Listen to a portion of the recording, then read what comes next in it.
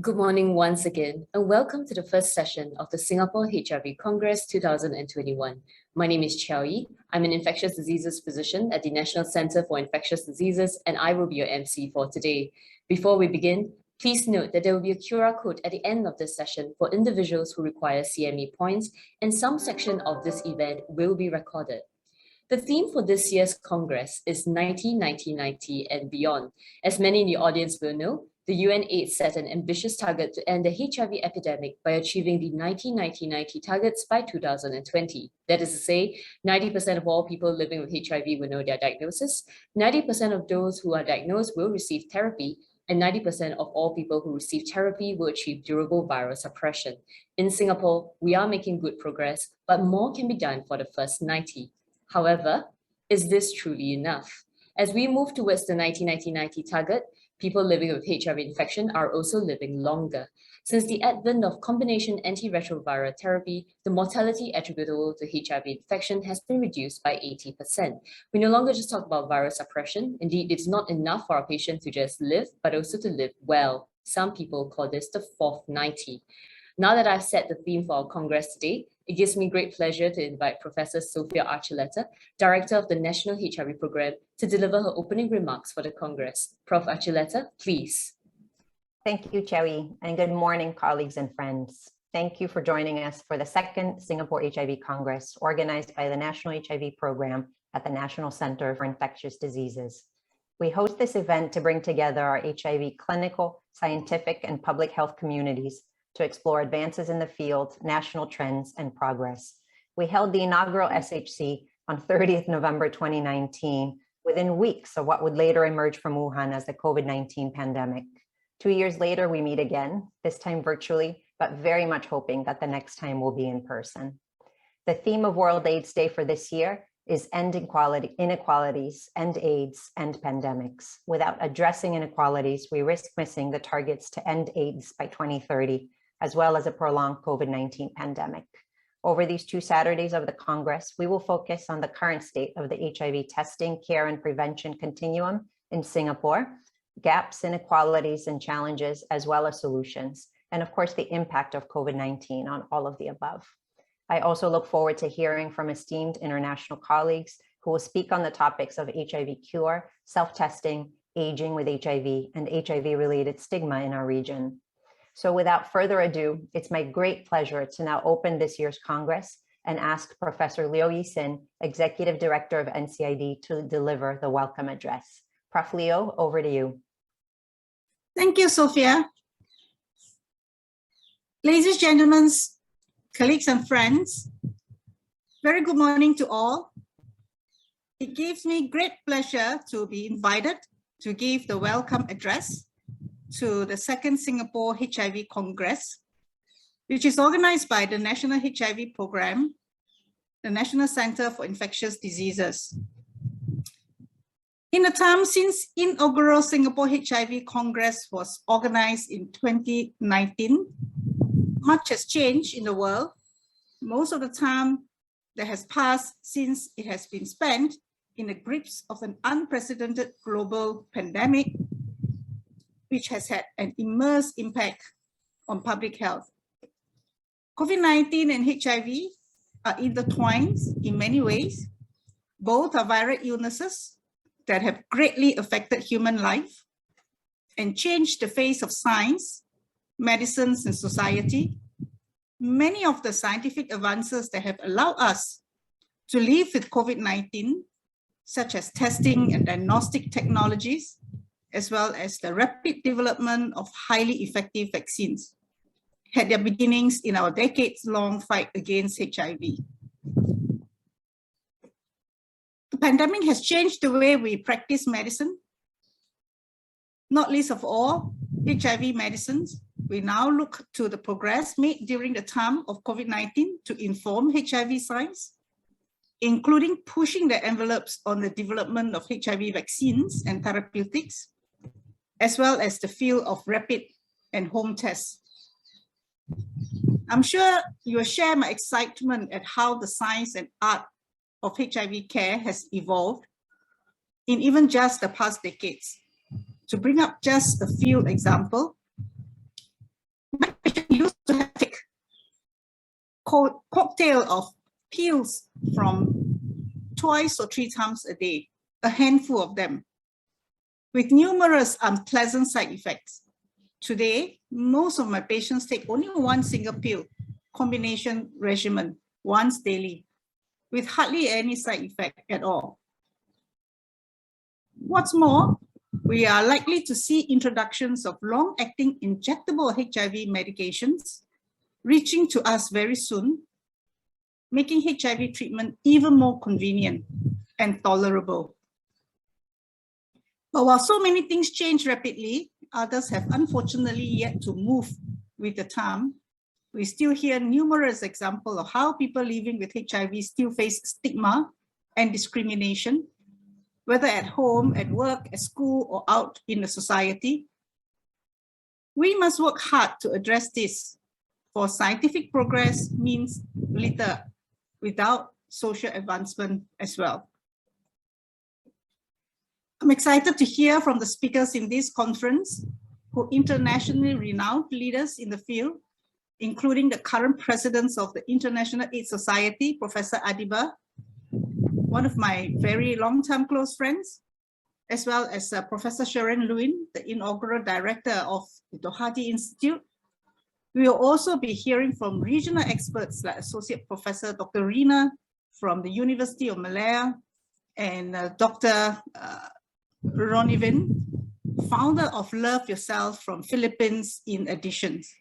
I look forward to the various presentations by local domain experts and key opinion leaders, including the leaders and the directors of the National HIV Programme, Associate Professor Dr. Sofia Achulata, and Deputy Director of National HIV Programme, Dr. Wong Cheng Siong.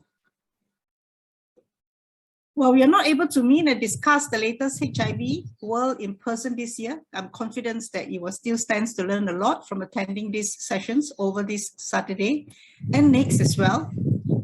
Let us hope that we will be able to greet each other as friends and colleagues in real life when we next convene for 2023 Singapore HIV Congress. Thank you once again, and I hope you have a fantastic Congress ahead. Thank you, Prof. Liu and Prof. Achuleta. Now, before we begin our first talk, I'd like to remind the audience that you can post any questions you may have in the Q&A box below. Please do not post your questions in the chat box. It now gives me great pleasure to introduce our chair for the first segment. Dr. Ashok Kurup is an adult infectious disease physician at the Mount Elizabeth Medical Center. He's the current chair of the Antibiotic Stewardship Committee of Parkway Hospitals and the Chapter on Infectious Diseases Physician of the Academy of Medicine, Singapore. Without further ado, Dr. Kurup, please. Thank you, Chow Yi, and good morning, everybody. And welcome to segment 1 of the HIV Congress. So it is my great pleasure to introduce the first speaker, who is Dr. Felicia Hong. She is a senior assistant director with the Communicable Diseases Division at the Ministry of Health in Singapore.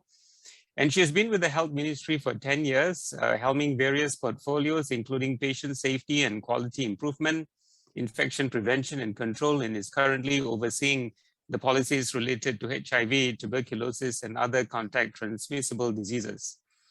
So we talked just now about the 90 targets of the United Nations Programme on HIV/AIDS cascade of programs. And in her presentation today, she's going to talk about Singapore's progress in achieving these targets. So without further ado, I would like to invite Dr. Hong, and the title of her presentation is the Progress Update on the HIV Care Cascade in Singapore. Dr. Hong, please. Thank you.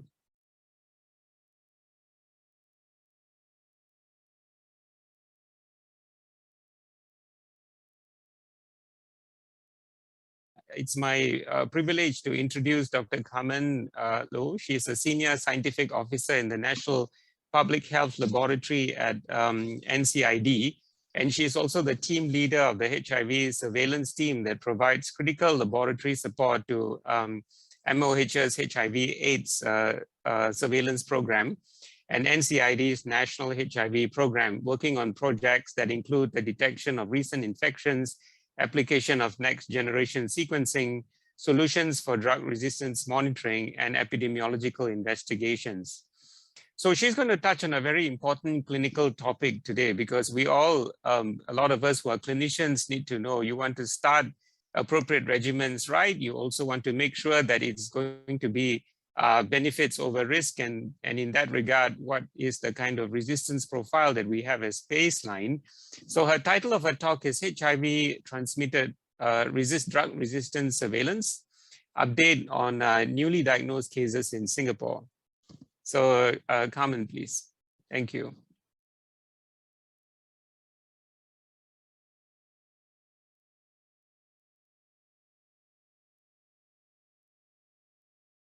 All right, thank you very much, Carmen. That was very useful information for all of us.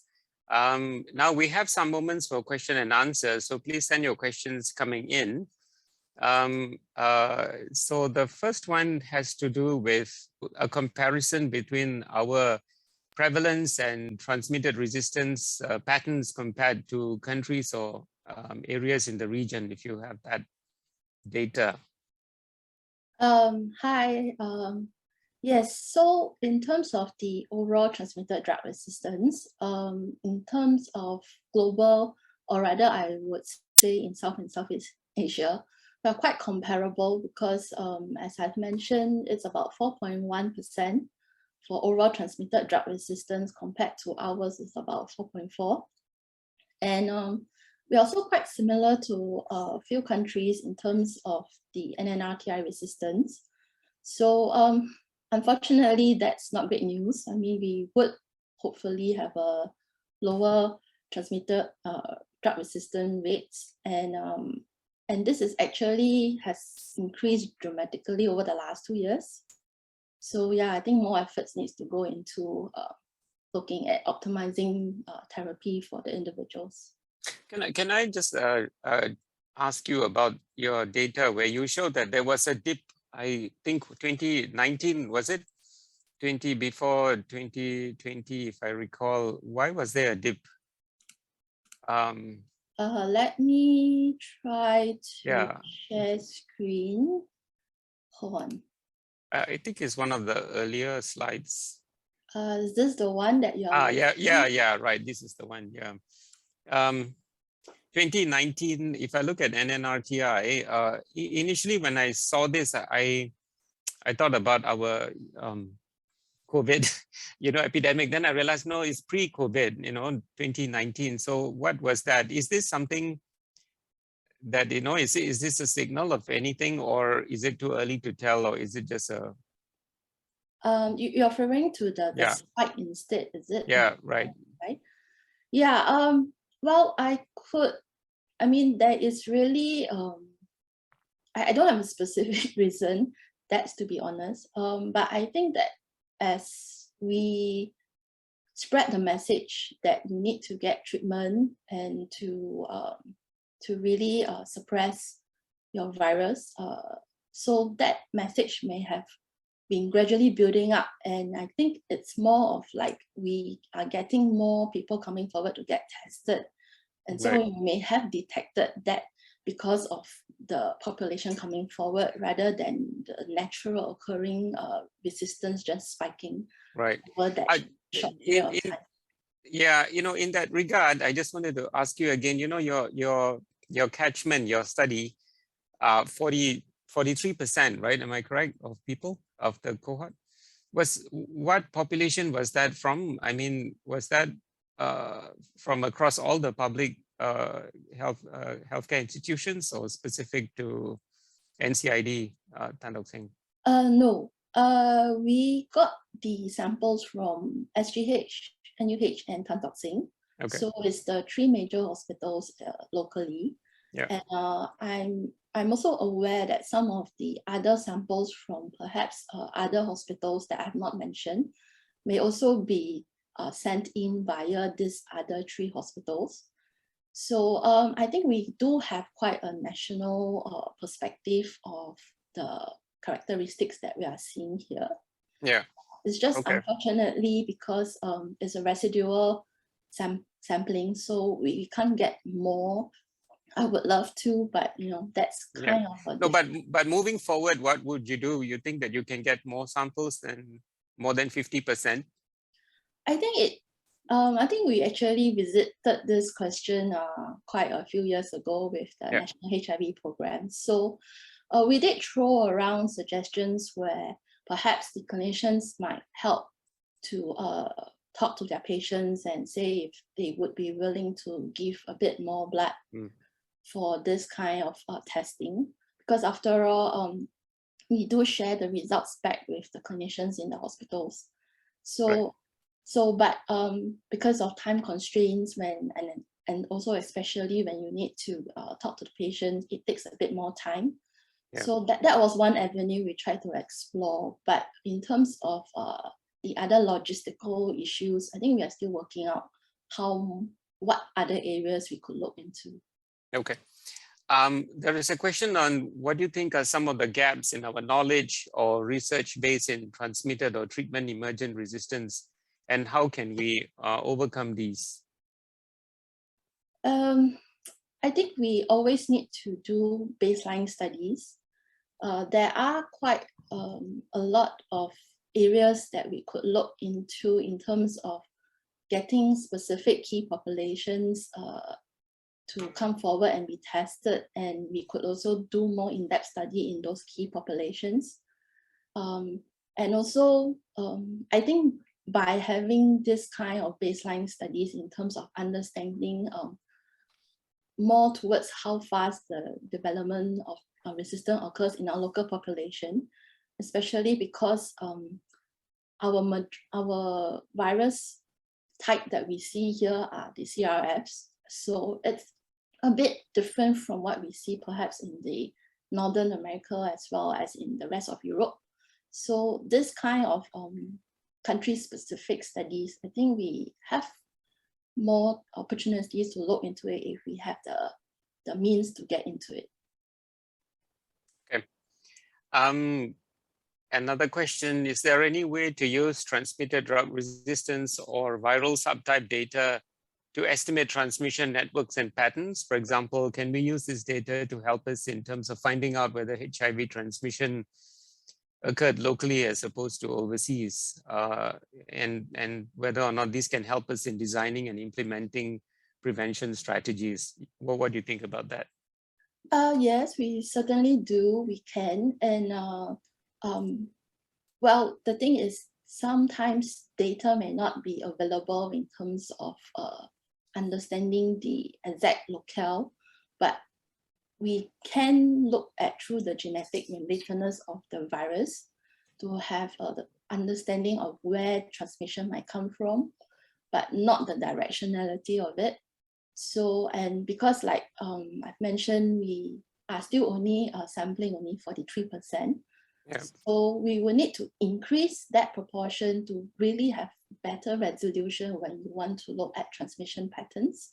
Because as you are plotting relatedness to between virus sequences, any missing virus sequence, you scale the data a bit. And so that is always a good thing to do, and we are doing it.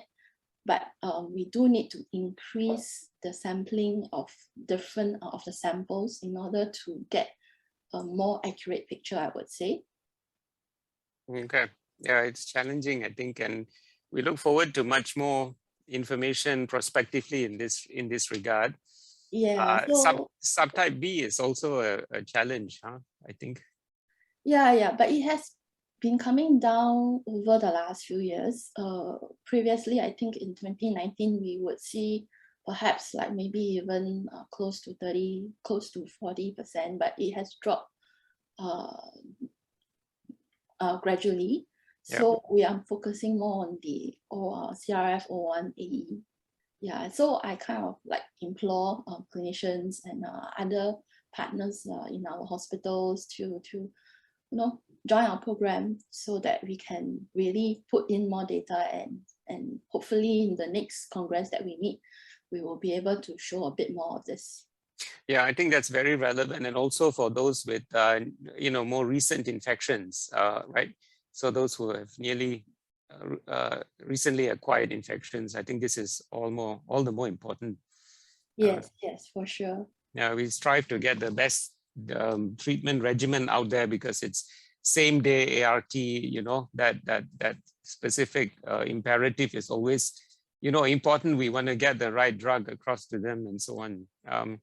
Yeah, so I think where are we with time? We are at 10, we're at the top of the hour, and I think we have answered all the questions. If there are none other than that, I think you're off the hot seat. Okay, thank you very much for this session, and I think it was very insightful for all of us, and we hope to get more information in the coming years. All right, thank you so much for that. So now it brings me to the end of segment 1. I hope you have a great time ahead in the rest of the program, and I hand it back to Chavi. Thank you very much again to our chair, Dr. Krupp, and our speakers, Dr. Hong and Dr. Loh. Well, audience, I think we've ended quite a bit earlier ahead of schedule, so there's a bit more time for a break. We will now take a 30 minutes break, and please join us again at 10:30 a.m. Thank you.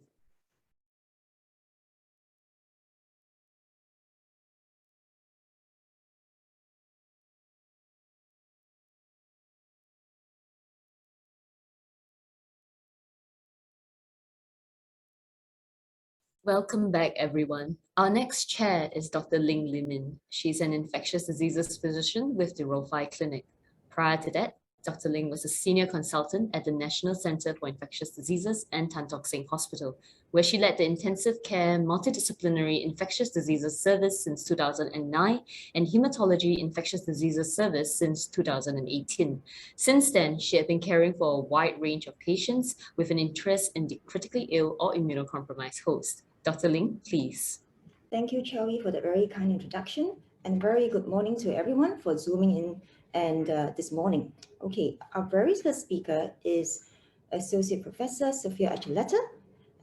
She is the Director of the National HIV Programme at National Center for Infectious Diseases, and is also Head of the Division of Infectious Diseases at the National University Hospital, NUH. She is a clinician educator and serves as core faculty of at NUH as well. Now, in addition to her contributions as an educator at various national platforms and committees, one of her key and primary interests still remains caring for people living with HIV and its associated conditions. So over to you, Associate Prof. Archuleta. Thank you so much for that kind introduction, and it's nice to see everyone back after what I hope was a nice breakfast break. I am going to dive right into our first recommendations talk, and focusing on antiretroviral therapy in adults living with HIV in Singapore, our 2021 updates. This is what I'll cover during my talk today. And first up, why is there a need for national ART recommendations? Now, as you may know, it's part of the National HIV Programme's roles and functions to develop evidence-based guidelines and best practices on prevention, testing, and treatment. We rolled out our first set of recommendations in 2019 at the first SHC, covering prevention and treatment, and we're very pleased to also be sharing with you the first testing recommendations, which Dr. Choi Chia will present next Saturday. So do stay to join us for that as well. And for today, we will cover the updates for antiretroviral treatment and pre-exposure prophylaxis. So why is there a need for national guidelines? There are international guidelines that are updated quite regularly, professional society guidelines, and other organizations. So quite simply, right? Let's think about why there is a need. Well, we do have international benchmarks, but these must be applied with local context in mind. It's also very important for us to translate specifically for ART what we see in terms of transmitted drug-resistant trends, which Carmen presented earlier, as well as specifics about our healthcare system, including health economics, into what translates best for patient care. It's also important to have some consistency among how practitioners practice in order to, for the public and for people living with HIV to have confidence in our practices. First up, in terms of molecular surveillance and resistance trends that impact our guideline writing. Again, thank you, Carmen, for the earlier very comprehensive overview. We do work very closely with our NPHL colleagues specifically on this to monitor the trends in transmitted drug resistance. Specifically of interest to us has been the NNRTI trends, which have been driving most of the resistance that we see internationally as well. Until 2018, so the first iteration of the national recommendations, we were doing quite well and had quite stable trends in terms of the transmitted drug resistance, including NNRTIs. But again, as Carmen showed, and to recap, or for those who perhaps missed the earlier morning, what we saw in 2019 and 2020 is an increase in the overall TDR, specifically driven by NNRTIs, which, as you may recall, were still part of our first line regimens back in 2019. So this is something that was of concern to us. When we look more carefully at what is the frequency of specific transmitted drug resistance mutations, again, you see this predominance in the NNRTIs, and more specifically the K103 and Y181 mutations, which do also tend, not only are they the most frequent, but they're among those resistance mutations that tend to persist over time, even if somebody is not on antiretroviral therapy, and thus have the potential to be transmitted onward.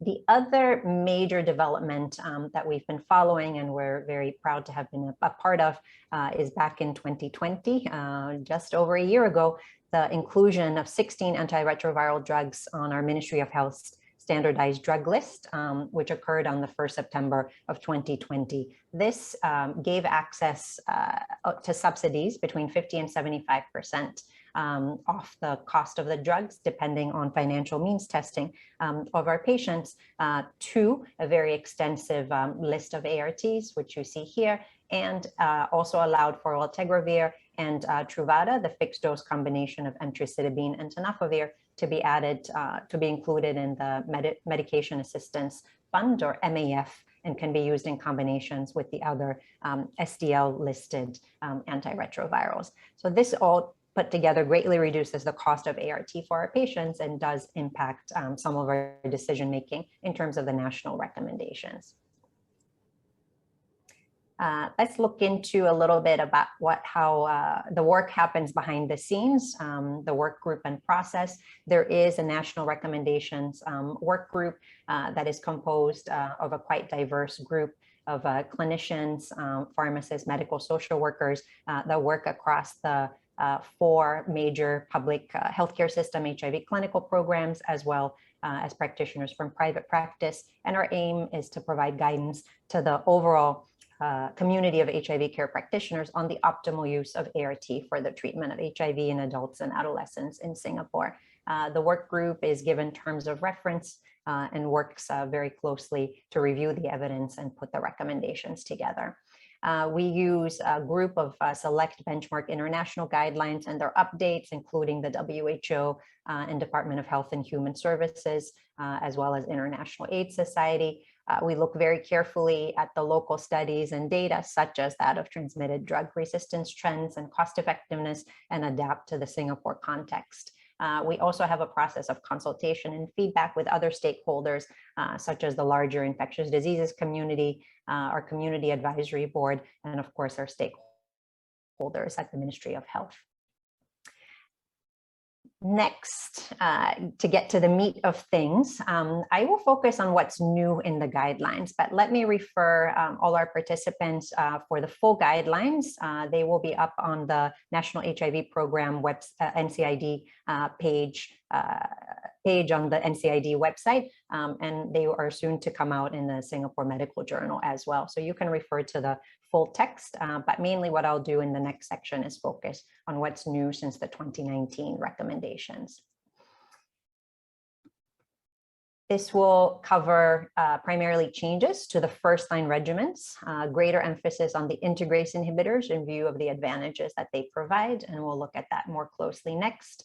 I'll also talk about the changes to ART switch therapy in the setting of virologic suppression. And finally, changes to the baseline lab investigations for people who are newly diagnosed with HIV infection. In terms of when to start, we have not made a change to the previous recommendation, which is essentially to start as soon as possible after diagnosis of HIV and within the first 2 weeks of diagnosis. So let's look at the what to start next. The key points here are that dolutegravir and bictegravir-based regimens are now the preferred first-line regimens. So these will include tenofovir and TAF plus FTC and 3TC based regimens combined with dolutegravir. Bictegravir is currently only available as a combination with TAF and FTC in the form of the trade name Biktarvy. For abacavir and lamivudine based regimens, a combination tablet consisting of abacavir, lamivudine, and dolutegravir is of course available under the trade name of Triumeq. We are also recommending NRTI sparing regimens, the dual regimen of dolutegravir and lamivudine as part of our first line preferred regimens. The other major change is that raltegravir-based regimens are no longer recommended as first line, and NNRTI and darunavir, boosted darunavir-based regimens can be considered now as alternative first line regimens if the integrase-based regimens cannot be used. And just as a footnote, let me remind you that dolutegravir and the dolutegravir, abacavir, lamivudine single tablet formulations are on the standardized drug list, but bictegravir as of now is not. So there are cost considerations that should always be discussed with patients, since as we know, unfavorable cost sharing by patients can actually contribute to poor adherence. Okay, so going into our very first table, what you see outlined in green is basically the preferred first-line regimens. These are regimens that should be used as first choice in ART individuals, ART-naive individuals who have no contraindications to drugs on those particular regimens reflected in green. In the yellow, what you'll note are drugs that can be considered as first choice in naive individuals who do have specific contraindications to the drugs in green, or who have specific indications requiring the yellow highlighted antiretroviral drugs because of, say, drug-drug interactions, such as concomitant chemo agents, or there are other circumstances that prevent the use of the preferred first-line regimens. So going into the abacavir lamivudine backbone first, a reminder that HLA-B5701 testing prior to abacavir use is only necessary in our setting for non-Chinese ethnicity patients, including Indian and Malay patients with late-stage HIV infection, as defined by a CD4 count less than 200. Another reminder that abacavir should be avoided in patients with high cardiovascular risk or those with a documented history of ischemic drug disease, and it should be avoided in patients with high pretreatment viral loads at greater than 100,000 if they are not used in combination with dolutegravir, which of course is the combination in green. Also, abacavir may be avoided, or you may need to avoid in those with HIV and Hep B co-infection unless an additional Hep B active agent is planned to be used. For the tenofovir-based combinations, either TDF or TAF, in combination with either emtricitabine or lamivudine, and as with dolutegravir or bictegravir as the third drug, are in the green. Again, a reminder for the TDF-based combinations that they are to be avoided in patients with creatinine clearances less than 60. And for TAF, there's not enough evidence to recommend them when the creatinine clearance is less than 30. So we avoid their use. As you see, all other combinations, including the raltegravir boosted PI, have dropped now to the alternative first-line regimens in yellow. Finally, new on the recommendations are the NRTI, are the third drug sparing regimen. So drop down to two drugs, the one that we have placed on the first line regimens recommendations, largely based on the Gemini trials as a combination of dolutegravir and lamivudine, and it is recommended in our setting. Again, based on the trial data, it's recommended except in those who have high viral loads at greater than 500,000 at baseline, patients with Hep B co-infection or who have ART initiated before GRT or HPV testing is available. Let's move on to switch strategies. Again, there are, for the full list of regimens and recommendations on switching, I will refer you to the full set of recommendations that will be published on the website. In terms of when we recommend switch strategies, most studies have used a 3 to 6 month cutoff of being virologically suppressed before offering switch to patients. And for that reason, for the national recommendations, what we recommend is at least 6 months of being stably virologically suppressed before offering switch strategies to patients. We do recommend a combination or different types of switch strategies that can be employed when switching ART regimens in the setting of virologic suppressions. That can include switching the NRTI backbone, switching the third drug, switching from multiple tablets to single tab regimen tablets in order to improve adherence, and also switching from a 3-drug regimen to a 2-drug regimen, which is what's displayed on the table. In addition, we strongly recommend that physicians switch out patients on nevirapine-based therapy. So we do have a number of patients who historically are still on generic nevirapine-based regimens. So we do recommend that they are switched to another regimen, either within class or cross-class switch, in view of its unacceptable side effects, superior efficacy of other regimens, pill burden, and of course the decreasing cost of other ARVs with their inclusion on the SDL, as we saw. So now our new recommendation is that if patients are unable to tolerate NRTI-based regimens, physicians can, of course, consider the switch to 2-drug regimens instead, and the possible combinations and reasons are listed here. The combinations do include dolutegravir lamivudine, as in the preferred first-line regimen that we saw. In addition, dolutegravir plus rilpivirine and boosted PI plus lamivudine can be considered. Do be mindful that in patients with Hep B co-infection, another hepatitis B virus active agent should be added to any of these 2-drug regimens, such as entecavir. Okay, and then the final set of changes includes the type of monitoring that should be done while somebody is on ART.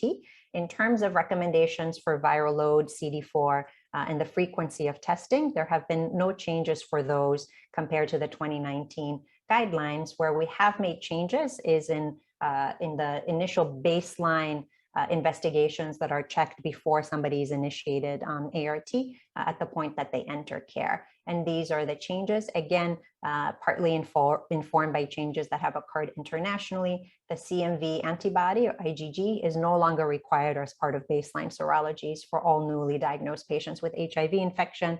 Our local prevalence is quite high for CMV, and at the appropriate CD4 cutoff, all those patients require eye exams to rule out CMV retinitis. So the antibody itself is no longer required. In terms of toxoantibody, we do recommend that this should be checked, continue to be checked for all newly diagnosed patients with HIV.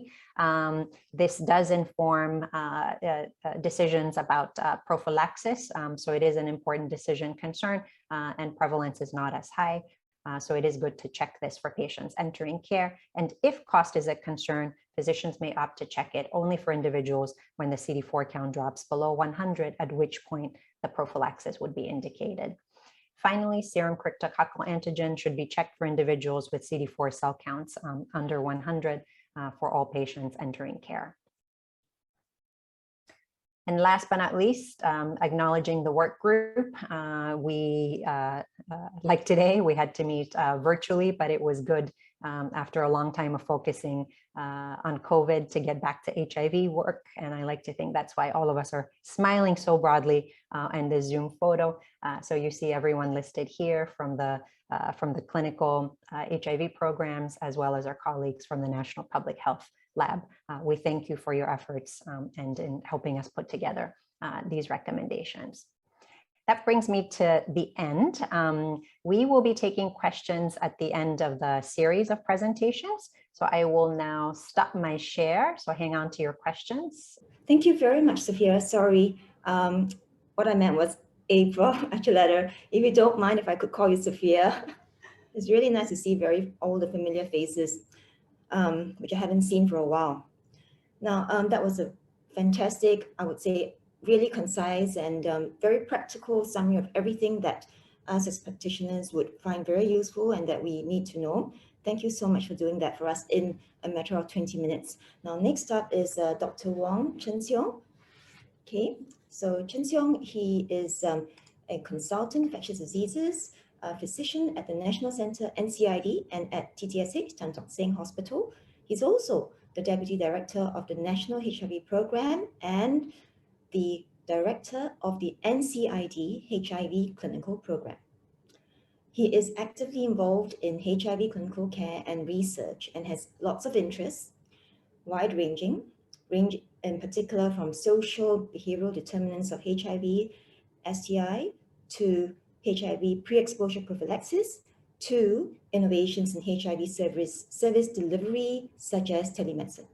So I think that because of his broad-ranging interests, and in particular with respect to PrEP, he's next up to give us a talk on PrEP. Chen Seong, over to you. Thank you so much, Li Min, for that very, very kind introduction. It's always nice, once again, just to echo your sentiments, always nice to meet, albeit virtually.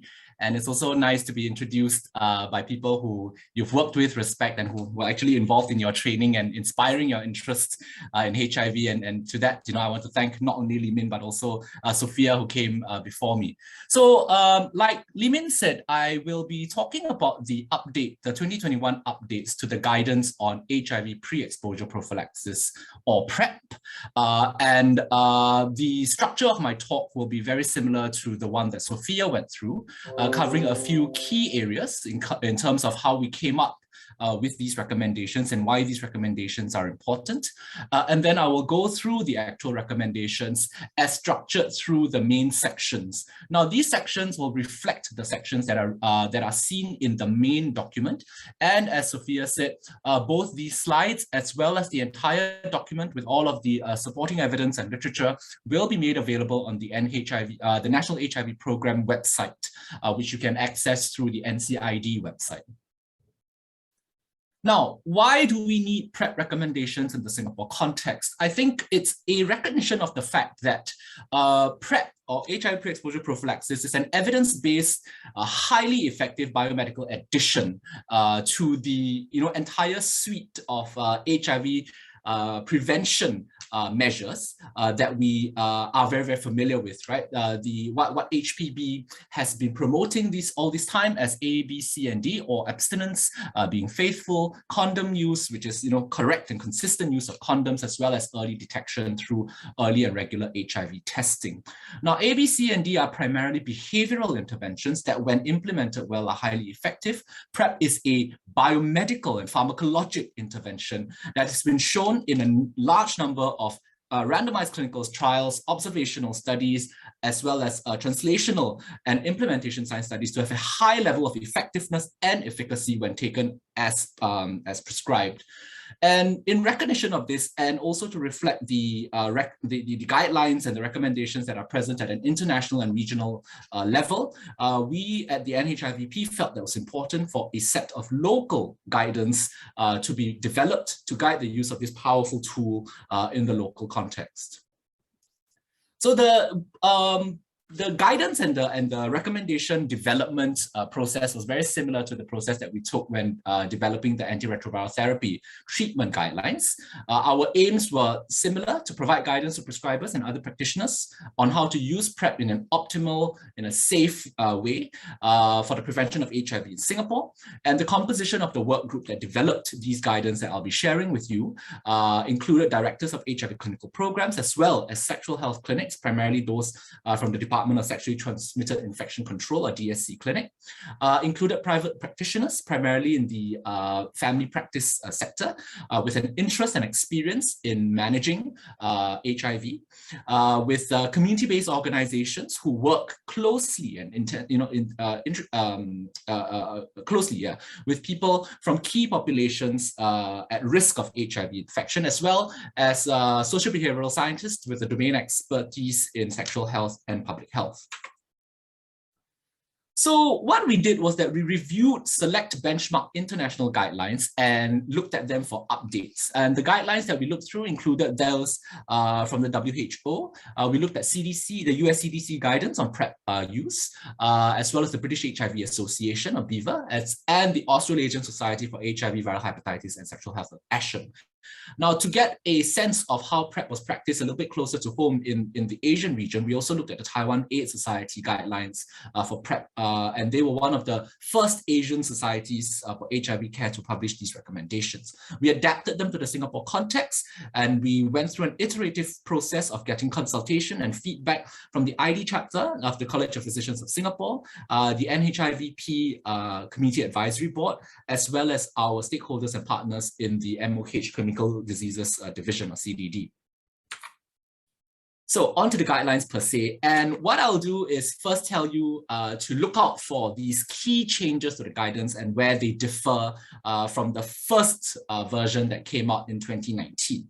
Firstly, we updated on some special clinical scenarios on the use of HIV PrEP, highlighting them to the user and the prescriber so that you can be more aware of them when you are dealing with or advising patients and clients of these in these particular scenarios.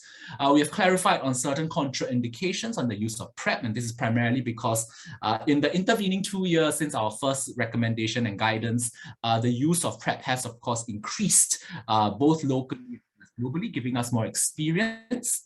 We have updated on the use of FTEF, or tenofovir alafenamide, in co-formulation with emtricitabine, which I will just abbreviate as FTEF from now on, as HIV PrEP, and the monitoring and evaluation of individuals taking PrEP, primarily when it comes to toxicities and end organ complications that may arise from the use of PrEP. So, who may be suitable for PrEP, or in other words, indications for PrEP? And here, there have not been significant changes since the first version of the guidelines. Now, for the purpose of clarity and completeness in the recommendations and guidance, we've spelled out numerous situations which may put individuals at higher risk of HIV infection. But as I often tell my patients or my trainees, or anybody who's interested in listening to me talk about PrEP, and believe me, I often talk about PrEP to a lot of people, whether or not, frankly speaking, whether or not they're interested in listening to it or not. I tell them that the #1 indication for PrEP use is anyone who's at risk of HIV infection or transmission, right? These include sexual partners of people who have HIV infection and who are not yet on HIV treatment and hence may not have a suppressed viral load. They include any penetrative vaginal or anal intercourse without the consistent and correct use of condoms, especially with more than one partner in the previous 6 months.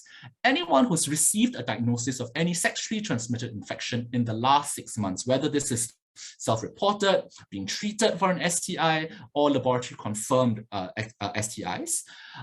Anyone who has received HIV post-exposure prophylaxis due to a potential high-risk unprotected exposure should also be counseled, and the discussion held of whether pre-exposure prophylaxis may be useful for them. Anyone who's reported concerns about the use of condoms correctly and consistently.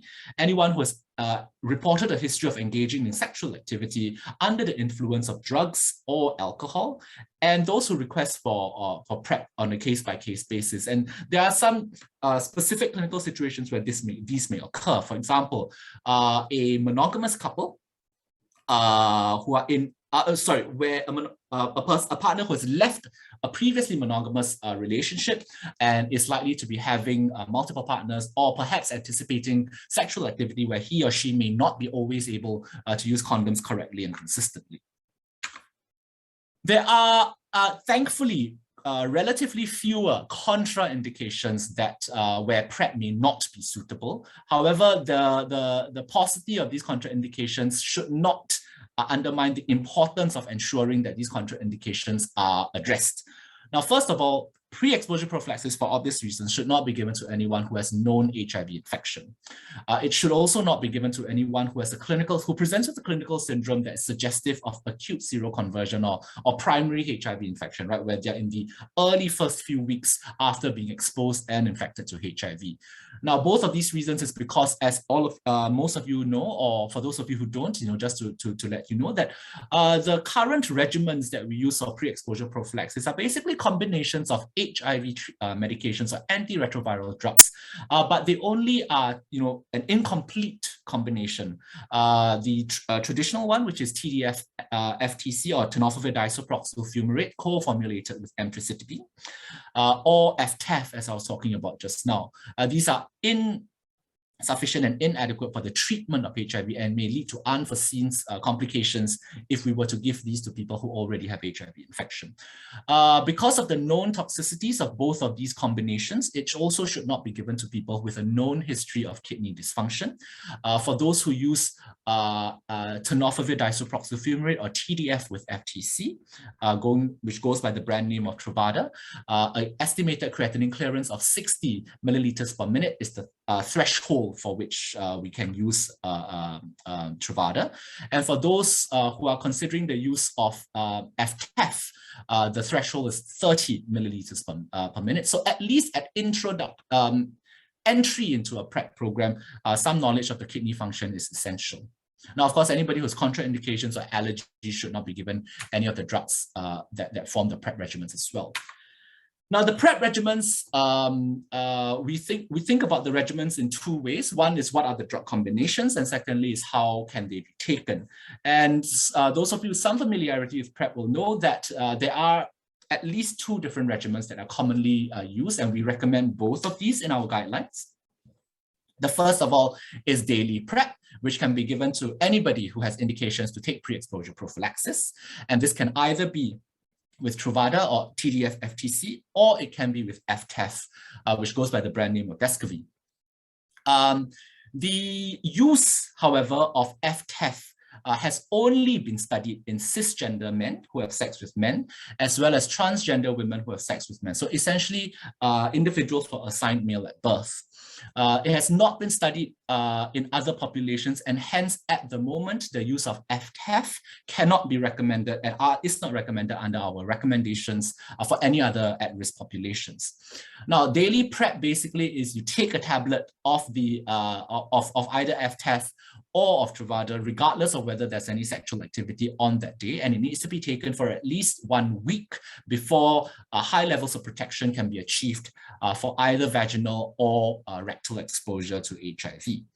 There is another way of taking it, which is event-driven or on-demand PrEP, which has been studied only in select populations, namely men who have sex with men and transgender women who have sex with men, otherwise individuals who are assigned male at birth.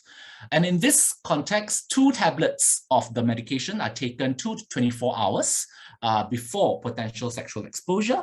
1 tablet is taken 24 hours later, and 1 tablet is taken 48 hours after the initial dose. So initially, essentially 2, 1, and 1 over the course of 48 hours. This has only been studied in Truvada or TDF FTC, and hence the other formulation of FTEF cannot yet be recommended for this way of taking PrEP. So this is how we put it in pictorial form.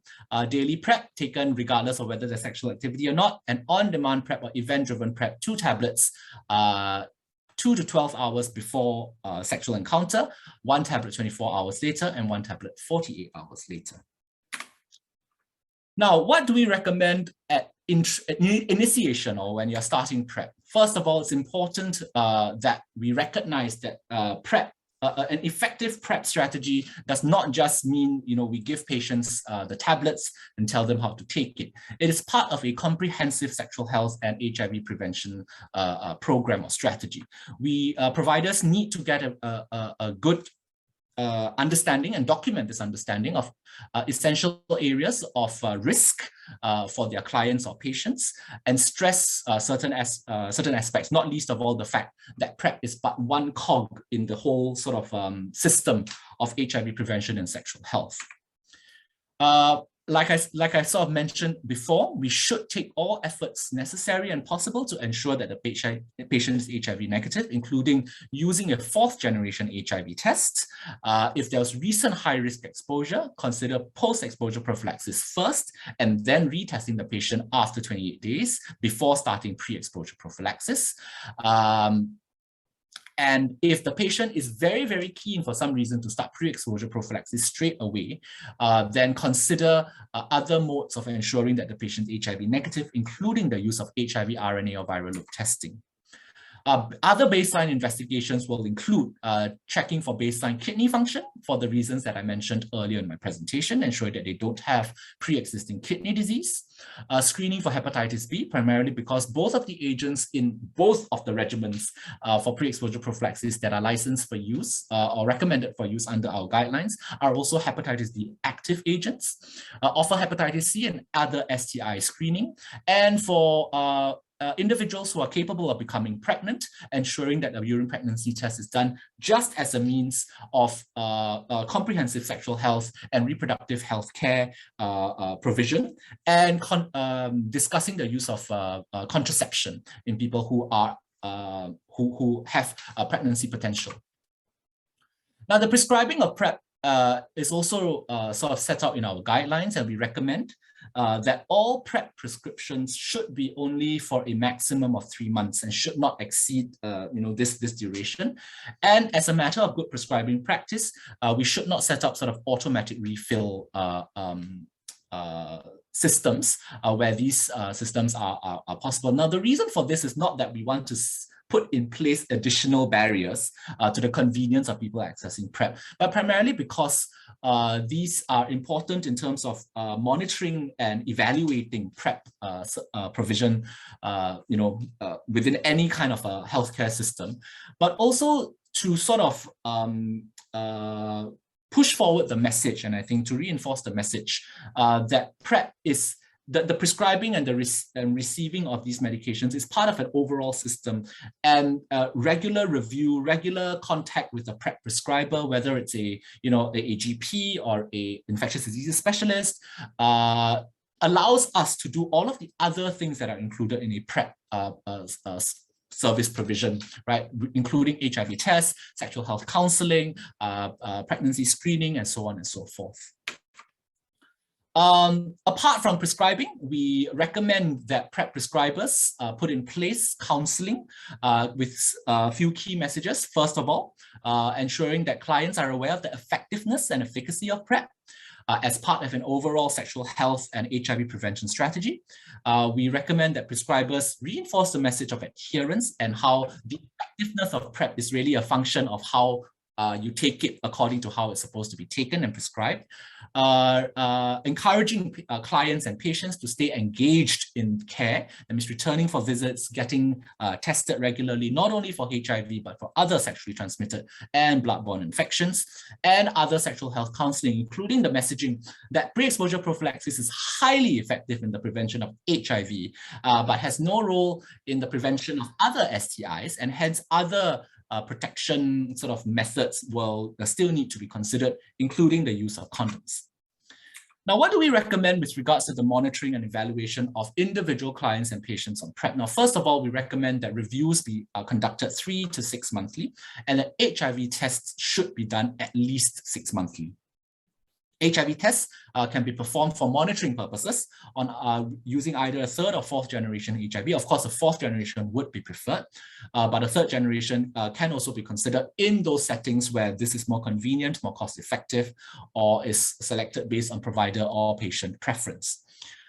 We recommend that serum creatinine as a function of kidney function be reviewed 1 to 3 months after starting PrEP, And for those with no other comorbidities or kidney function issues, this only needs to be done once every 12 months. We recommend that regular STI screening and treatment be done, and anti-hepatitis C screening be done 12 monthly for those at average risk and 3 monthly for those with very high risk behavior. Now, the last thing I'll be talking about is just what to do when stopping PrEP. I think we recommend that prescribers regularly assess with their clients and patients whether PrEP is still required. And for those taking daily PrEP, and if PrEP is no longer required, to take it for 28 days or 4 weeks after the last exposure before discontinuing PrEP. Those who seroconvert should, of course, be linked to care immediately at HIV care center, and HIV treatment be started urgently. The last aspect of this is just that anybody who has hepatitis B positive should be referred on to a specialist, because stopping PrEP in a setting of hepatitis B positivity could lead to hepatitis B flares. And this is something that needs to be monitored quite closely, and continued counseling for reinitiation of PrEP. Should individuals re-enter into a period of higher risk, should be counseled, and effort should be taken to make it easy for people who stop PrEP to re-engage and reinitiate PrEP at your service. So that's it for the new the updates to the 2021 PrEP recommendations. I just wanted to thank the PrEP prescription guidance work group. We met, unfortunately, virtually this year. And once again, as Sophia said, wide smiles, because it allowed us to think about a virus other than COVID-19 for once. And I thank you very much. And we'll take questions at the end of the next presentation. Thank you so much. Thank you very much, Chen Seong. Thank you to you, to Sophia, and everyone on the team for putting in so much work and coming up with these the guidelines that really summarizes what us as practitioners should be aware of and what we need to do. And also for emphasizing that with respect to PrEP, it's not just prescribing PrEP alone, but it's also engaging the individual in the rest of the care, which is the counseling, the follow-ups, and making sure that they remain connected with a healthcare professional that will at least follow up to ensure that they continue on and remain healthy. Now, it gives me a lot of pleasure to introduce our next speaker. Again, I think unbeknownst to many of you, she also is a familiar face for me. Many years ago, when I was about to start my fellowship in Australia, Professor Lewin was one of the first few people who firstly approved my application to do the fellowship there, and secondly, who met me there and welcomed me on my day one. And that entire year of fellowship is still, I remember it very fondly till today. So Professor Lewin is the inaugural director of the Peter Doherty Institute for Infection and Immunity in Melbourne.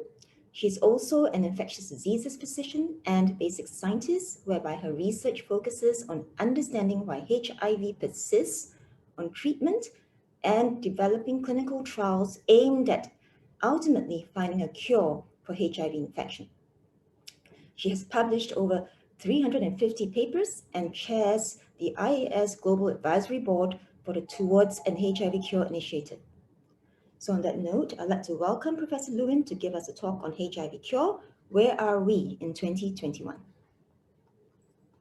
Thank you very much for the kind introduction, Lingley, and I'm glad that experience in Australia was a great experience, and we're always keen to train more people from Singapore, so the invitation is open to anyone in the audience who's keen to come out.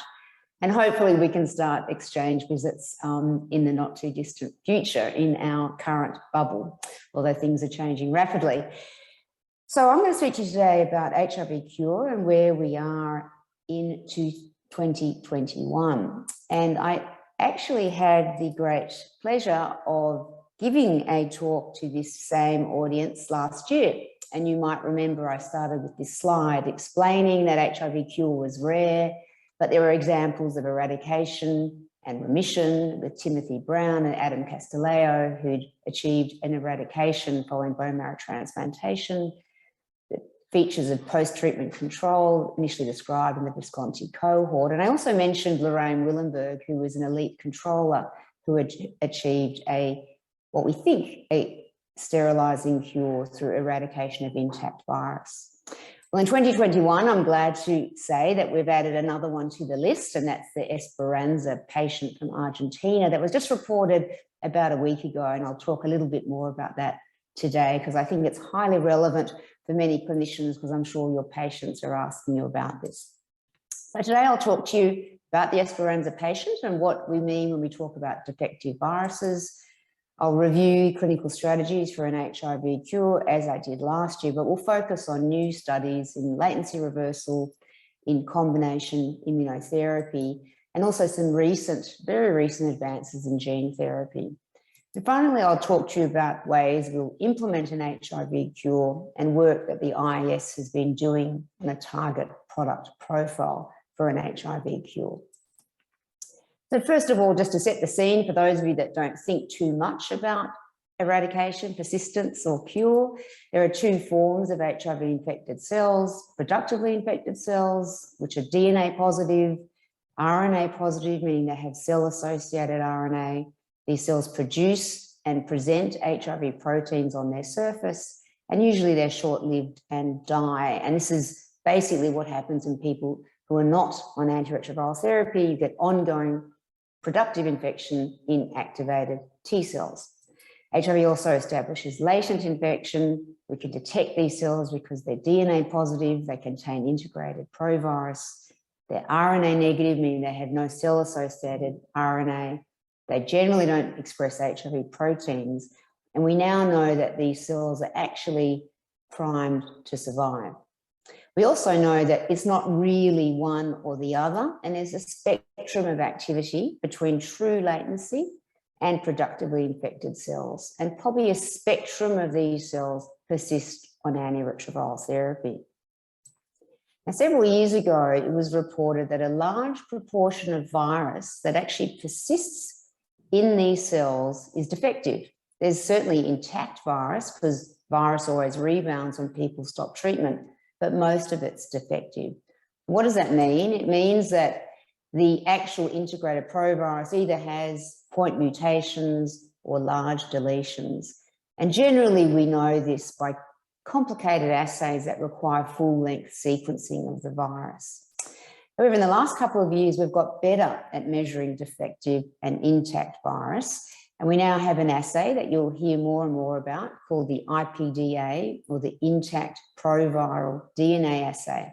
And it can quantify both intact and defective virus using something called droplet digital PCR, commonly used technology in most diagnostic laboratories. And this is what droplet digital PCR does. It can label different components of the virus, and you can count the number of droplets here, which represents the number of viruses.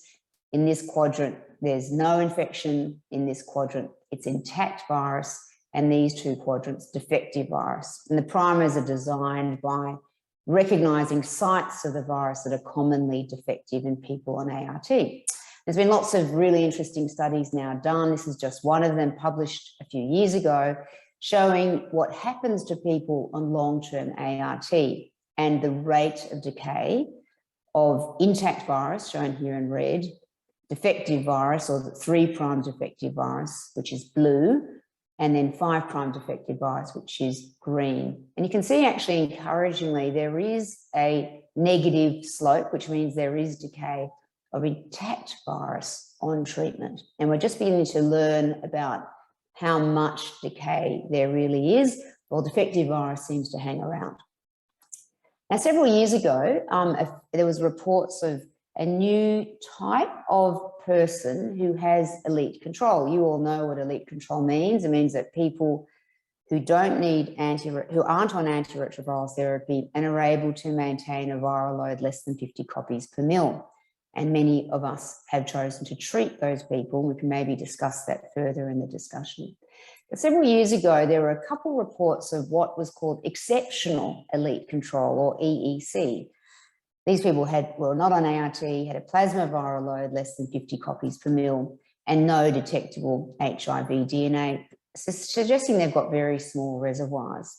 But our understanding of exceptional elite control has really advanced over a couple of years, spearheaded by initial work on this woman, Lorraine Willenberg, who was an elite controller diagnosed with HIV over 25 years ago and never been on ART. And when a group in Boston led by Shu Yu started to study Lorraine's blood and tissue in great detail, they sequenced many cells, more than 1.5 billion cells. And in a standard assay, you usually have about 1 million cells, and couldn't find any intact virus. They tried to grow virus, couldn't grow any virus. And they used the IPDA assay on lots of cells from either the blood or gastrointestinal tract, and were unable to identify intact virus, which led them to the conclusion that Lorraine had potentially cured herself. She'd, over time, somehow eradicated all intact virus. So the definition of an exceptional elite control is being developed right now. It's perhaps best thought of as no intact virus, but following analysis of a large, yet to be determined number of CD4 T cells. Now, just several weeks ago, the Esperanza patient was reported, who is very similar to Lorraine Willenberg. This was a 30-year-old woman who lives in Argentina, actually comes from a town called Esperanza, which in fact means hope in Spanish. And she was diagnosed with HIV in March of 2013. Her last negative HIV test before then was 2011. And she was actually in a relationship with a man who had HIV and had died of AIDS. She was on ART for a short period of time, for 6 months in 2019 while she was pregnant. And here you can see what's happened to her CD4 T cell count over time, always above 500, what's happened to her CD4-CD8 ratio. And here showing this very brief period that she was on ART, and multiple viral load tests showing that she had undetectable RNA. And in fact, about 4 years ago, members of this laboratory in Argentina spent some time in my own group where we quantified HIV DNA and couldn't find HIV DNA.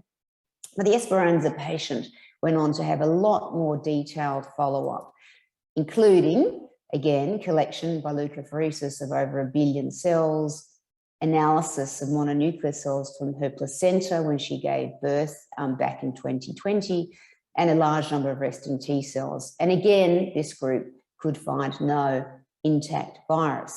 So there was defective virus present, but no intact virus, suggesting that this woman has also achieved a cure.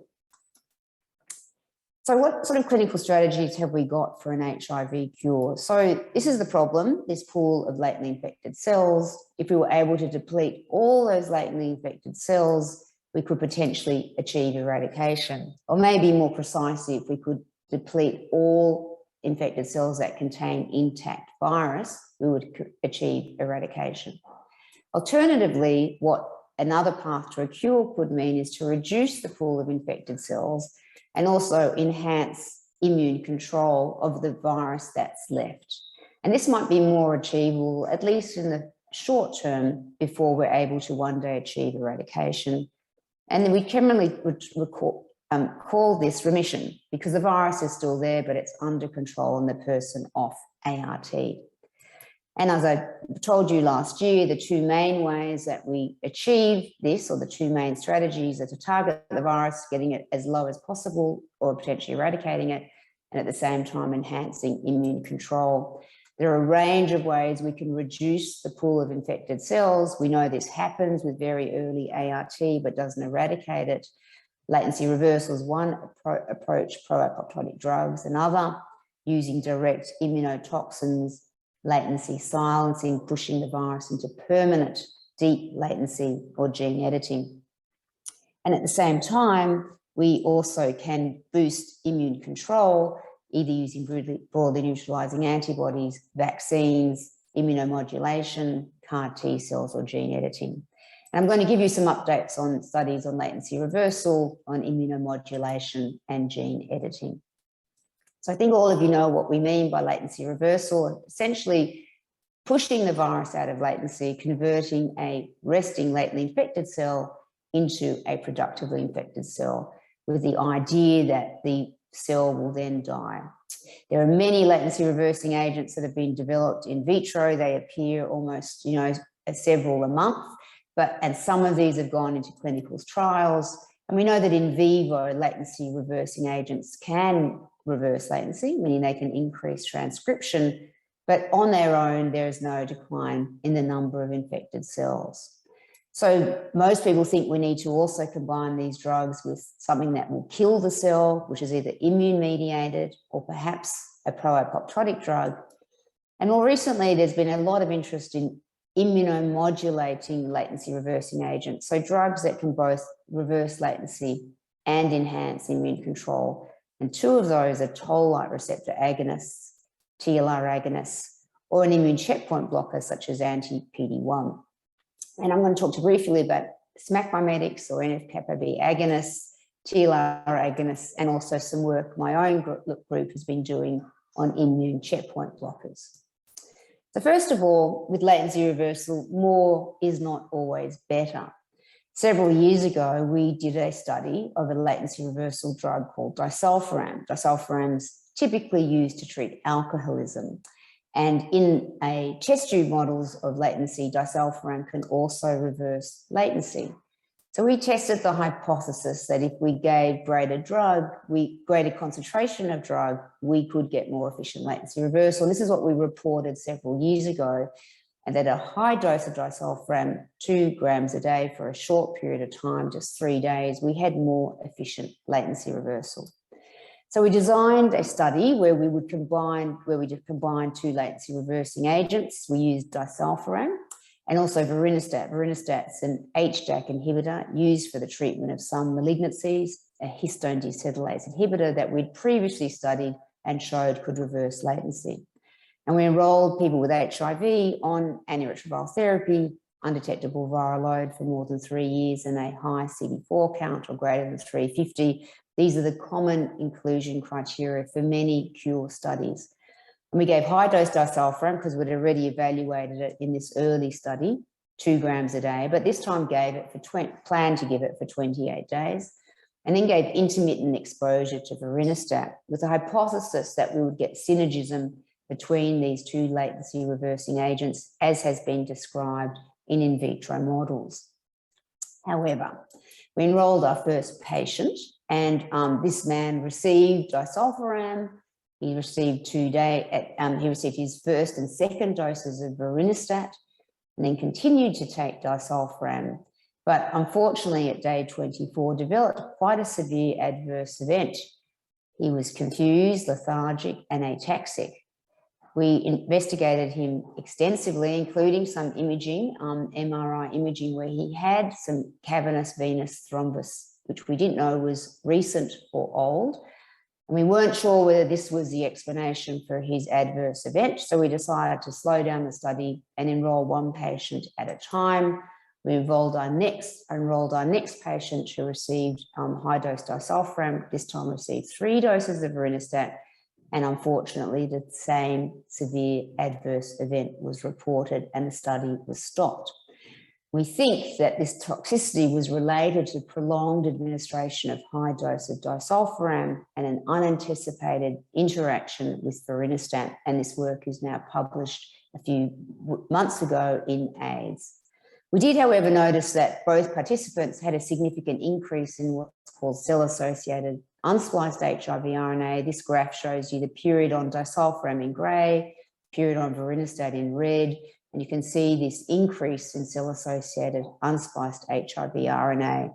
However, our definite conclusion here was this was not a safe combination, and nor should disulfiram be continued.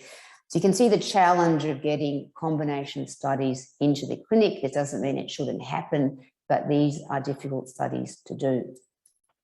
There's a lot of interest and hope around these drugs called SMAC mimetics as being potent and efficient latency reversing agents.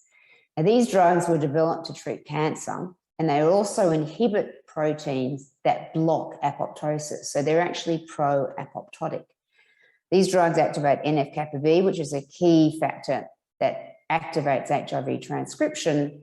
And in studies of latency, in studies in both ex vivo models and in animal models, there was clear evidence that these drugs are potent activators of latency. So this just shows you the results of what happened in monkeys on antiretroviral therapy who received this SMAC mimetic AZT5582. And you can see these blips of virus in plasma consistent with latency reversal.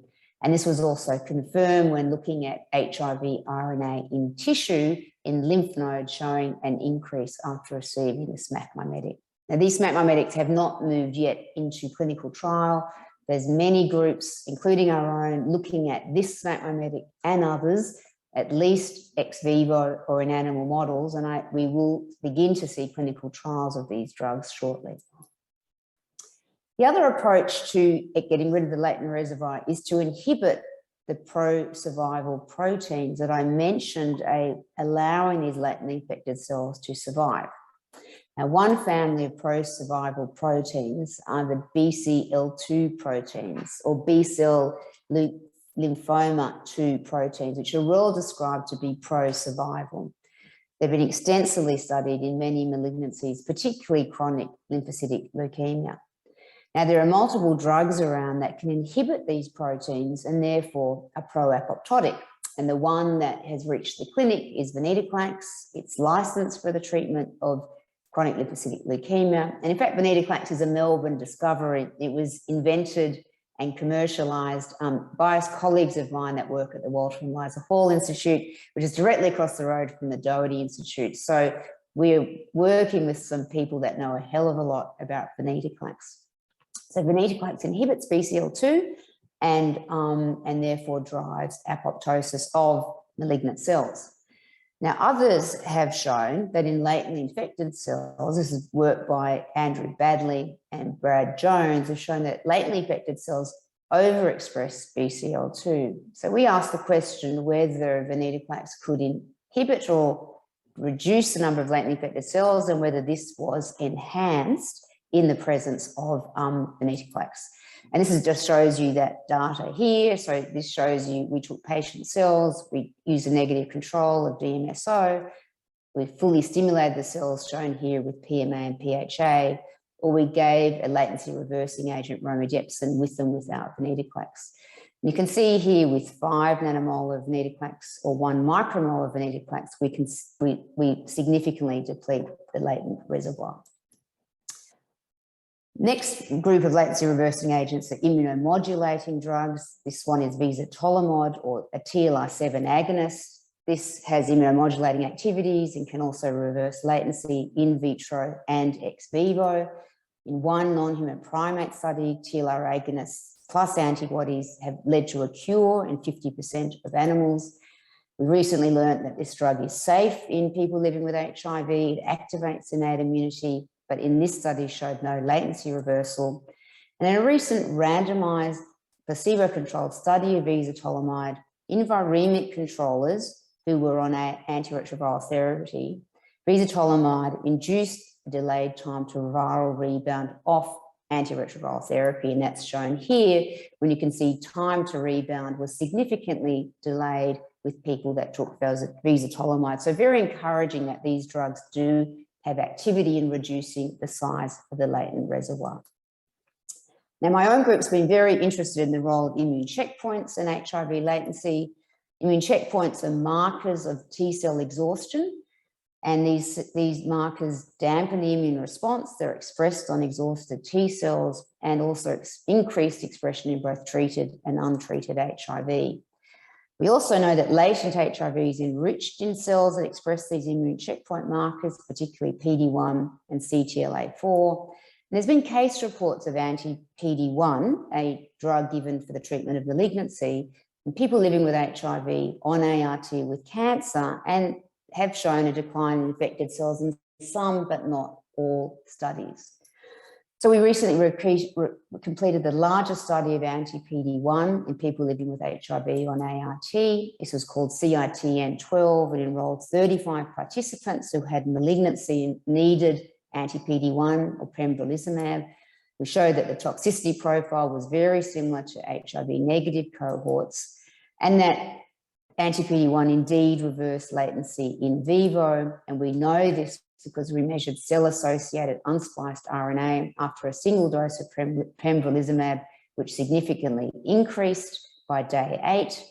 And we also saw that there was this transient decline of HIV DNA, probably due to recirculation of cells and overall an increase of the RNA to DNA ratio.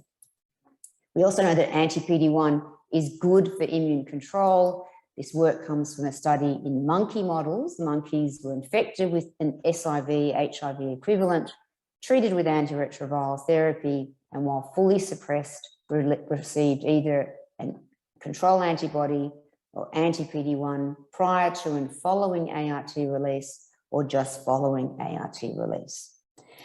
Now, I'm going to show you what we found. Control antibody in blue, early anti-PD-1 in red, or late anti-PD-1 in green, and the time to viral rebound was no different between these three arms of the study. However, the monkeys that received anti-PD-1, whether it was late or early, shown here in red and green, had a reduced viral load off ART. So clearly anti-PD-1 does control viral replication after you've stopped antiretroviral therapy. And in a recent really interesting study from another group reported at the International AIDS Society earlier this year, they randomized monkeys to receive placebo or control, anti-IL-10, which reduces inflammation, or anti-IL-10 plus anti-PD-1, and showed that you got really good control after stopping antiretroviral therapy, with some monkeys potentially cured. In the last few minutes, I'll quickly talk about gene therapy. Gene therapy can be used to attack the virus, enhancing anti-HIV immune responses. It can be used to protect uninfected cells or make them resistant to HIV, or it can be used to purge, directly eliminate the virus itself. Gene therapy, the main problem with it, or challenge, is delivery. It can be given ex vivo outside the body or in vivo in the body. And there's been some really exciting advances of giving gene therapy in vivo. This is what I mean by ex vivo. Cells are removed from the patient. They're modified ex vivo with removal of the CCR5 gene using here zinc finger nucleases. These CCR5 negative cells are reinfused into the patient. And this was shown many years ago to be safe. And these CCR5 negative cells persisted. And in a recent study that included a treatment interruption and compared time to viral load rebound, or the proportion of people that were suppressed off antiretroviral therapy, to historical controls, and that's important, it wasn't a randomized study, historical controls showed that there was prolonged time to viral rebound in people who received this ex vivo modification together with some cyclophosphamide to enhance engraftment. In vivo gene therapy is potentially the way of the future. Here you can inject the gene directly in a person using either nanoparticles or an adeno-associated virus. This has been done successfully now, delivering broadly neutralizing antibodies. And we now know that we could potentially even deliver CRISPR interventions here, gene editing interventions. CRISPR-Cas9 can be loaded into a lipid nanoparticle, exactly the same LNP that carries the Pfizer and Moderna vaccines, and can effectively deliver in vivo gene therapy. And this has recently been done in another disease, a form of amyloidosis, and reported earlier this year. Finally, in vivo gene therapy has been shown to work in monkeys with SIV. This is CRISPR editing of the SIV DNA, both ex vivo and in vivo. And the results of these monkey studies have now led to the first planned phase 1/2 trial to evaluate the safety, tolerability, and efficacy of gene therapy in healthy individuals using adeno-associated virus and CRISPR-Cas9. So very exciting advances.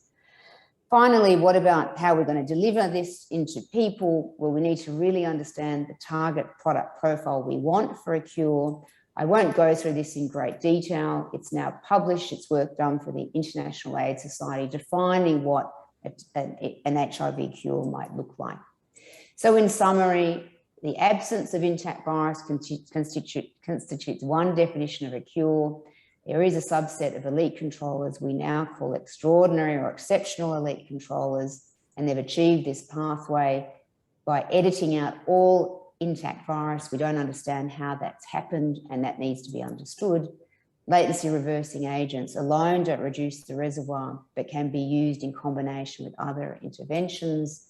There are new strategies for delivery of gene therapy in vivo using either adeno-associated virus or lipid nanoparticles. There are major advances for the gene therapy field and of high interest in HIV.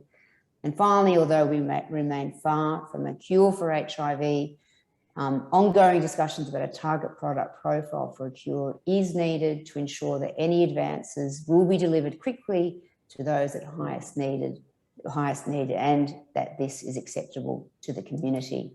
I'd like to acknowledge all the members of my group that have contributed to some of the work I've shown you today, and lots of our collaborators and funders, and happy to take any questions. Thanks very much. Thank you, Prof. Lewin. Thank you very much for that talk. It's really very cutting edge, very innovative. I think during the discussion session, we'd like to maybe pose some questions as to how you think this could translate in the near future for people living with HIV. Okay, now it's the question time. I'm going to go to the first question, and this would be for Sophia. Okay. Are we looking at introducing, recommending injection-based ARTs in Singapore for the foreseeable future? That's a very good question. I hope so. For the benefit of the audience, particularly we're talking about cabotegravir, which is an injectable long-acting agent, mostly studied in combination with rilpivirine. We have good RCT data for this from trials such as Atlas, and international guidelines have added these regimens as part of their switch strategies. Unfortunately, currently in Singapore, the drug is not yet licensed, only available on a compassionate use basis. So we haven't included it on this round of the recommendations, but I hope we can do so in future. It's particularly very attractive for our group of patients who have difficulty adhering to oral therapy, and perhaps also as a form of directly observed therapy. It could have at the very least a niche in terms of adoption. So we do hope to see it in upcoming versions of the recommendations.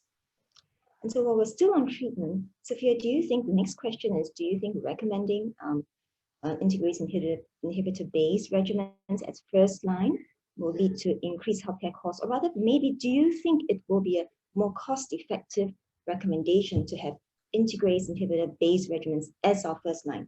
Yeah, that's a super question, actually. I'm glad it was asked. In a nutshell, yes, I think it'll be cost-effective. Of course, cost effectiveness varies on a lot of different factors, one of them being the actual cost of the drug.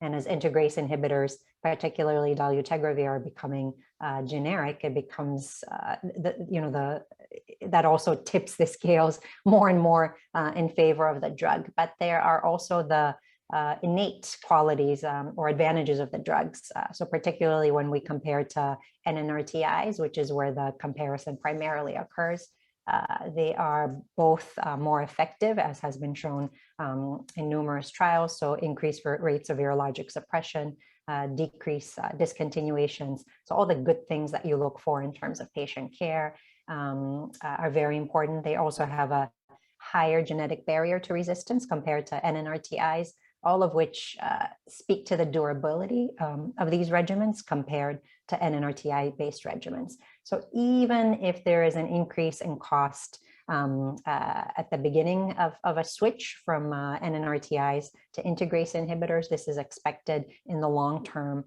to tip in favor of the integrase. And studies in different settings, both in developing and developed countries, from India to France, have looked at cost effectiveness. And long-term, it favors the integrase inhibitors. And we expect that to be the same in Singapore as well. So thank you for that question. Thank you, Sophia. Okay, Chen Seong, I think there's a couple of prep questions for you and very practical ones as well, okay? So firstly, how do you think we can increase the use of PrEP in those who need it most, but are not able to access it? And so this will lead us to, is there going to be subsidies for PrEP, or is it already subsidized, okay? And finally, daily PrEP, is that recommended for gay transgender men? Thanks, Li Min. I think all of those are sort of excellent questions, and I'll deal with them one by one. The first question is perhaps the broadest base, right? How do we increase the uptake of PrEP, especially for people who need it the most? And I think this could possibly be tackled in a few different ways, all of which are sort of closely, intimately related to health service provision. We need to ask ourselves perhaps why PrEP uptake has not been as great as it, as we would like it to be, given how effective it is.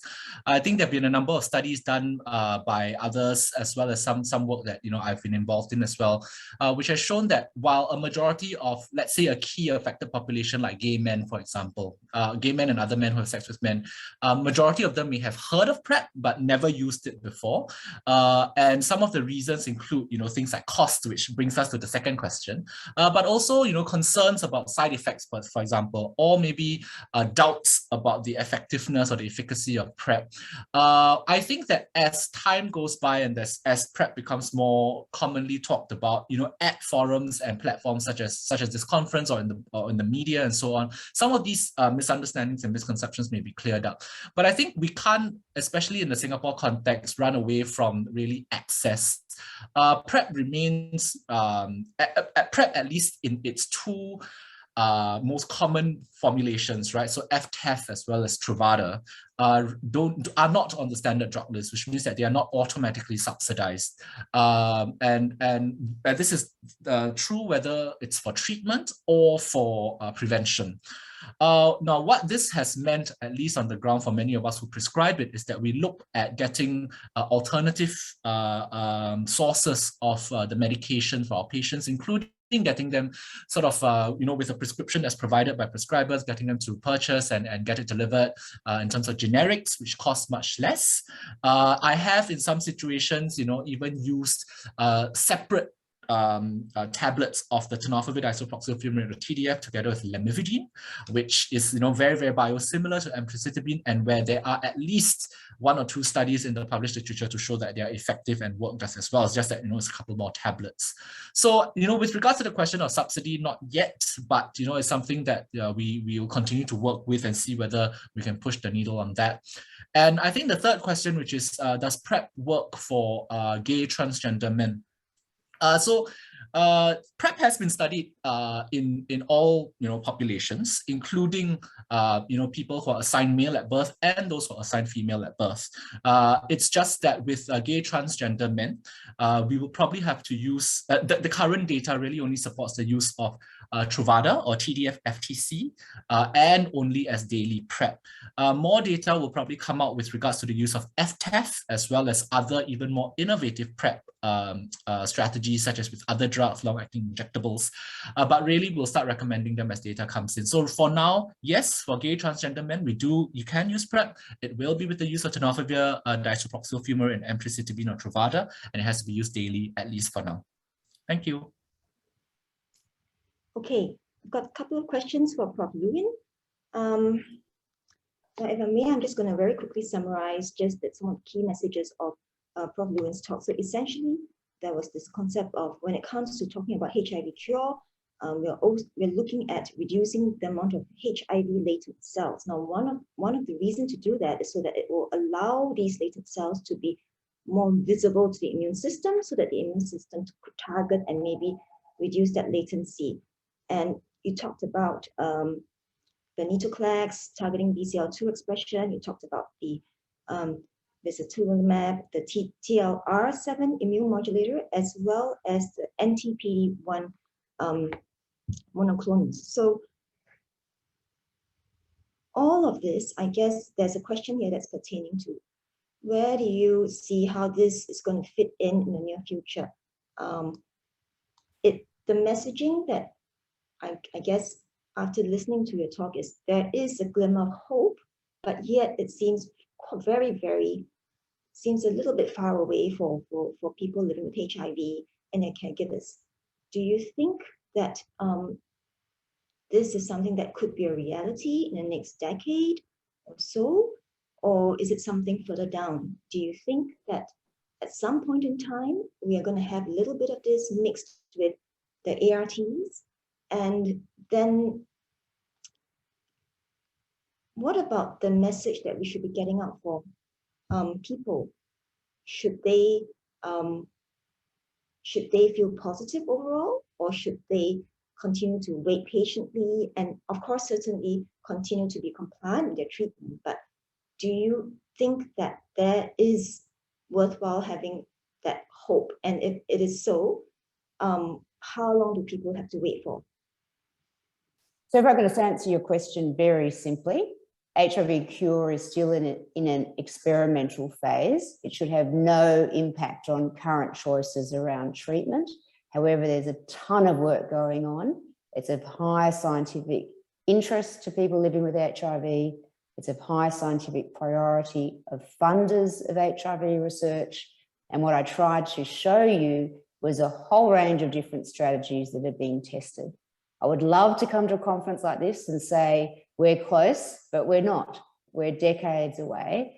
But you can see that amazing things can happen when you put a lot of scientific minds to a problem, as we've seen with COVID over the last 24 months, and as we've seen with HIV, but over 4 decades.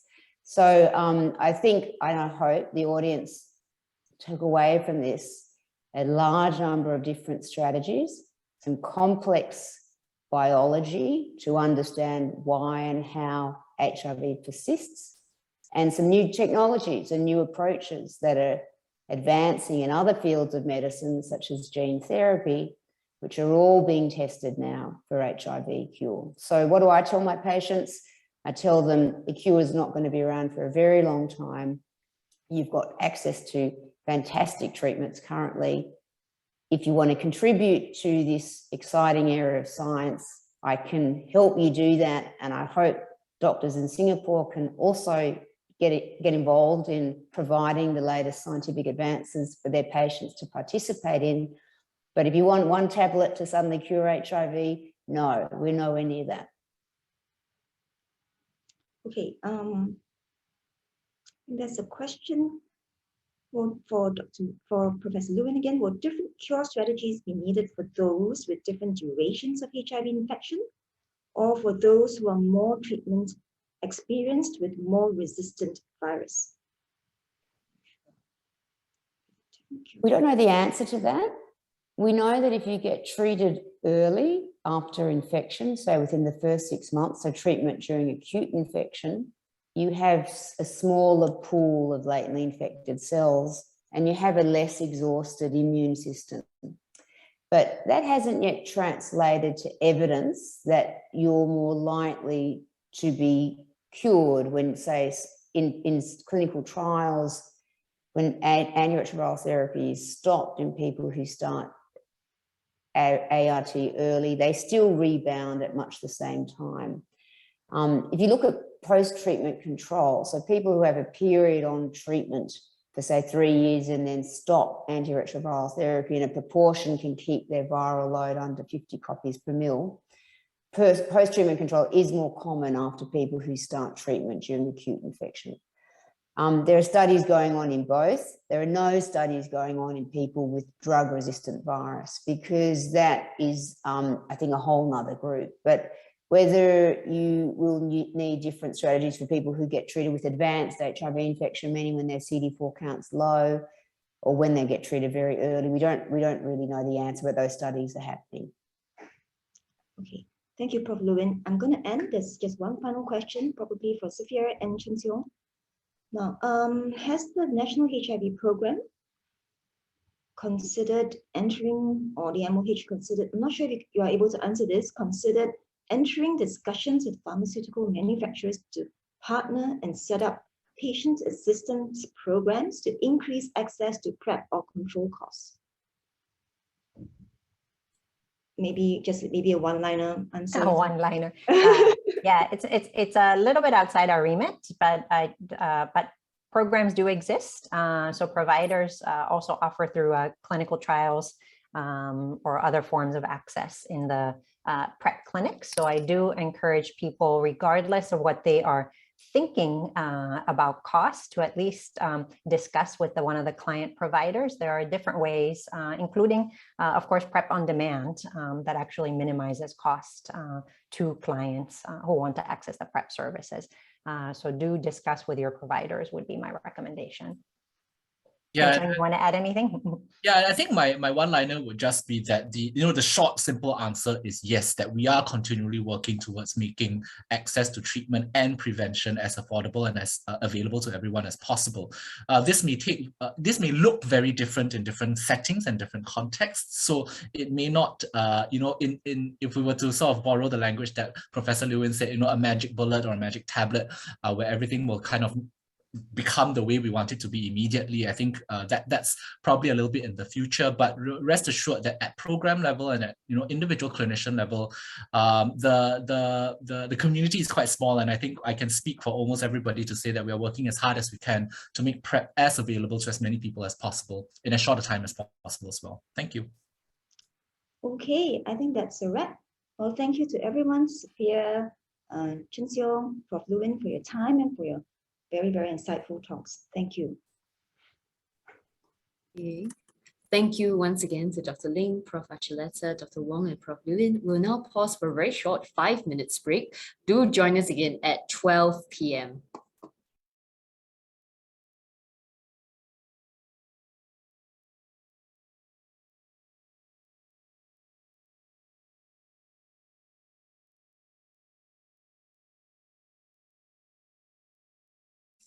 Welcome back, everyone. We are on our final segment of the day. Our third chair is familiar to all of us. Dr. Wong Chun Seong is a consultant infectious diseases physician at the National Center for Infectious Diseases and Tan Tock Seng Hospital.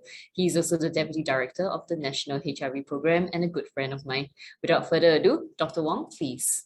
Thanks so much, Xiao Yi. It gives me great pleasure to be the chairperson for this next and final session of our first day of SHC 2021. And this is a tradition that we started in the first Singapore HIV Congress in 2019, which is a debate, a lively discussion of ideas, and hopefully made livelier by the fact that this year our debaters are considerably younger than our debaters in the first SHC. So the four speakers who will be debating the motion, this House believes that HIV self-testing should be rolled out in retail pharmacies, are as follows, and I will introduce them in order. So on the side of the proposition, we have Dr. Stephanie Sejipto. She's a third-year senior resident in infectious diseases at National Center for Infectious Diseases with a passion in HIV prevention, as well as, and this sort of spills over to her active involvement in community work and community education work with Action for AIDS. The second speaker on the side of the proposition is Dr. Sherry Gan. Sherry is a second-year senior resident in infectious diseases from Sing Health, enjoying the wide breadth and depth of conditions in ID and still discovering her specialized interests within ID. While she's not in hospital being fascinated by germs and microbes, she can be found trying out good food to satisfy her gut microbes. Very good. Now, the two speakers on the side of the opposition are firstly Dr. Alicia Ang. Now, Alicia is a third-year resident in ID in National University Hospital. Her favorite part about ID is how important a person's social history is in diagnosing and managing their conditions. And she has a keen interest in ID related to immunocompromised hosts, including those living with HIV. And the final and second speaker on the side of the opposition is Dr. Koo Bo Yen, who's a first-year resident in ID, whose interests are in clinical microbiology, and whose favorite thing about HIV medicine is how it showcases the utility of applied genomics over the years. Now, before I hand over the stage to them, I'm just going to run through how this debate is going to take place. Now, the debate will be in a modified British parliamentary style, so hence you can see two speakers on the side of the proposition and two on the side of the opposition. Each of the speakers will have 3 minutes to speak. We will go in the sequence of proposition, opposition, proposition, opposition. Now, in light of the fact that this is happening, unfortunately, virtually, we will not have the excitement of having members of the opposing team stand up and interrupt currently speaking speakers with points of information, but hopefully in our next SHC, when we meet in person, we can do that. At the end of the entire debate, I will ask members of the audience to decide who is the winning side. And I think we will do this through either a poll or my team will advise us on how we will do that. So without much further ado, I will invite the first speaker of the proposition to take the stand and argue the motion that this House believes that HIV self-testing should be rolled out in retail pharmacies. First speaker of the proposition, please. Okay. Good afternoon to our distinguished guests and our fellow debaters. My name is Sherry, and together with Stephanie, we'd like to convince you to join us in support of this motion. This House believes that HIV self-testing should be rolled out in retail pharmacies. For the sake of today's discussion, we would like to define HIV self-testing as rapid self-test kits, such as the OraQuick oral swab, which is used in the US. The concept of self-testing is not foreign to us. Already, pregnancy kits are widely available, and in the past year, COVID ART has become familiar to all. We strongly believe that HIV self-testing should also be available at retail pharmacies for many reasons. The first reason is simply for the patient. If self-testing is available, patients can obtain and administer their own test, eliminating delay in waiting for medical appointments, and the test can be administered by the patient at any time of day. Results will be available in 15 to 20 minutes. This results in greater convenience for the patient. In addition, there is greater level of privacy for the patient as they perform the test on their own. Secondly, self-testing is beneficial to our healthcare system as it can minimize redundancy and improve efficiency. In our current process, patients go to a clinic or AFA's testing site to get tested, and if positive, they are referred to CID. With self-testing kits, the patients can test themselves, and if positive, can then CID. This eliminates the extra in-between step at the primary care or AFA clinic and can save manpower, resources, and improve efficiency. Thirdly, we believe that making self-testing kits available in pharmacies is the ideal site, as the pharmacists will be available on site to help with inquiries. Also, Singapore retail pharmacies are governed by strict rules and regulations, and the latest version being updated in 2016, trust us, we checked. And the regulations state that products sold in pharmacies need to be approved by health authorities. The pharmacies also need to ensure that products are stored appropriately and that the product is within stipulated shelf life. This ensures quality and safety.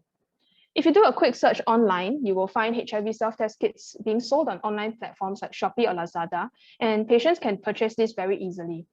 However, we cannot guarantee the quality and reliability of these products, unlike those sold in our pharmacies. Lastly, encouraging self-testing can improve patient outcomes. When we make self-testing kits available, we can improve uptake of HIV tests and allow more patients to know their HIV status. Those who test positive can seek ID advice and enter care earlier, and those who know they are HIV positive can also take steps to reduce transmission, for instance, by improving potential sex partners, practicing safe sex, or advising partners to consider PrEP. This is the very reason why many countries like Kenya, South Africa, and Ireland have already implemented campaigns to make HIV self-testing kits readily available. We argue that Singapore should do the same. Thank you. Thank you very much, Sherry. I did get the sequence of speakers a little bit mixed up. So now the first speaker of the opposition will be Dr. Koo Bo Yen. Bo Yen, please. Thank you, Chen Xiong, and thank you to the Honourable Proposition for listing a series of excellent points in support of this motion. Nevertheless, we wish to point out that all is not as it seems. The proposition has mentioned that one of the benefits of self-testing is to reduce redundancy, namely to eliminate an intermediary testing step or repeat testing step before the patient is connected to care. I wish to point out that in one of the more famous guidelines listed by the US Food and Drug Administration in the initial approval of OraQuick in 2012, that they did caution that this does not replace formal lab testing via a blood draw. So the redundancy argument does not quite stand, especially since there have been notable gaps that exist between the performance of the OraQuick test as well as the formal fourth generation antigen antibody assay done conventionally for most diagnoses of HIV. In addition, the usual reasons and advantages that are quoted for self-testing include: number one, easier access, as well as preserving anonymity and allowing testing to be done in a comfortable setting. We argue that the greatest enemy of this initiative is arguably Action for AID's own excellent anonymous testing service, which includes the mobile testing service, where persons wishing to get tested don't even have to go anywhere near a public retail venue. So that surely is the definition of privacy and anonymity. Furthermore, notification of the result to the patient is done over a phone call, not even face-to-face. So we will argue that this is already excellent in Singapore in a local setting, and ironically, it is the self-testing that becomes redundant. Secondly, regarding access, Singapore, unlike many other countries, does not have the geographical access issues that have been the main driver for rolling out self-testing in the retail area. And free testing is already available by AFA. So hence, we will argue that one should consider these as well. Well then, why should the House believe that HIV self-testing should not be rolled out at retail pharmacies in Singapore? Well, the first and most important point to make is that readily available clinical testing that is not accompanied by appropriate counselling poses several dangers, which we argue are magnified for a diagnosis with such gravity as HIV. So unlike other relatively innocuous information found in health screening tests, such as those offered by private laboratory companies, the diagnosis of HIV does carry considerable gravity for the person being tested. And so to put it mildly, this may lead to rather undesirable outcomes if there's no assistance whatsoever rendered to the person who is potentially unable to cope with the implications of the test result. Again, to reference the excellent work by our friends and colleagues at Action for AIDS, they do ensure that all test results are notified by a trained counsellor who immediately follow up on positive results appropriately with the patient. In addition, the possibility of false negative results from testing within the window period is also routinely informed. Now, while the relevant information can certainly be provided via package insert, this is probably not the most reliable method of getting the information across, and it is no substitute for a human being who is also able to listen to the patient's concerns. Since the motion does not necessarily specify an off-the-shelf level of availability, we are forced to concede that a limited rollout in a few select locations with appropriate regulation and provision of appropriate counselling would be reasonable. Nevertheless, this does defeat the original purpose of offering self-testing, which is to move the setting of testing away from a defined and public venue. Thank you.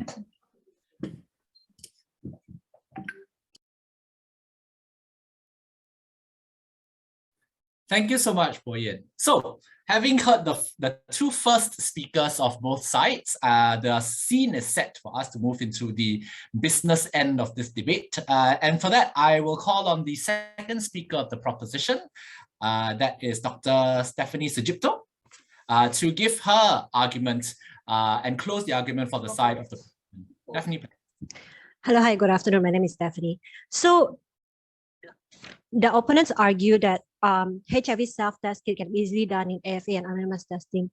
Please do hear us that our motion of HIV self-testing kit should be made available is not by all means to replace existing excellent services by AFA or other anonymous testing sites. In fact, it is to give people more options and autonomy in order to support them at whatever life stages they are and whatever readiness level they are. So again, it is an addition to an existing service and not a replacement to the existing service. The second option will be, the second argument was they are concerned about incorrect use of self-testing kit, misinterpretation of result or window period. Ladies and gentlemen, when we introduce a new self-testing kit like the COVID ART, it is to be done with appropriate educational materials, video and manuals, and helpline. It needs to be concurrently be made available, like the case with COVID ART self-test kit. The end user need to be supported on how to use it, how to interpret the data, when to repeat the test, what to do when the test is positive, and what's the window period of the self-testing kit. In year 2020, HIV Ireland launched an initiative to encourage self-testing kit. At the same time, they provided phone support services from 10 a.m. to 10 p.m. Monday to Saturday to ensure that aftercare are provided. This includes support before and after taking the test, referral to any positive result, and advice on general sexual health. This is an addition to what the existing HIV test that is available in other countries as well. So confusion, yes, it may happen, as we witnessed with COVID ART self-test kit, but taking the options away from the public, taking another additional tool for the public away from them is not the answer. It is in fact our duty as healthcare workers and physicians to educate, to inform how to use this self-test kit correctly and properly. For instance, my 6-year-old may potentially hurt herself when she's using knife. Taking knife away from her life is not the option. We need to provide education, information on how to use this knife to better her life. She needs to cook at some point in her life. My other point is pharmacies in this case is the best choice for her. Number one, not only from product point of view, we ensure the quality and safety of the product, but the pharmacies will be on site to help advise in person on any questions or any inquiries. The other thing will be pharmacies is definitely less intimidating than going to hospital and clinic. Some people are worried about going to a lot of stigma as well. So the last thing that I want to quote is a Lancet HIV paper in 2018, where they look at reliability of HIV rapid diagnostic tests taken by layperson and by healthcare workers. In summary, they found that self-test can reliably and accurately do HIV rapid diagnostic test as compared with trained healthcare workers. Again, this is as an addition to existing processes. Thank you. Thank you so much, Stephanie. And to close off the entire debate and bring the case home for the opposition, we have Dr. Alicia Ang. Alicia, please.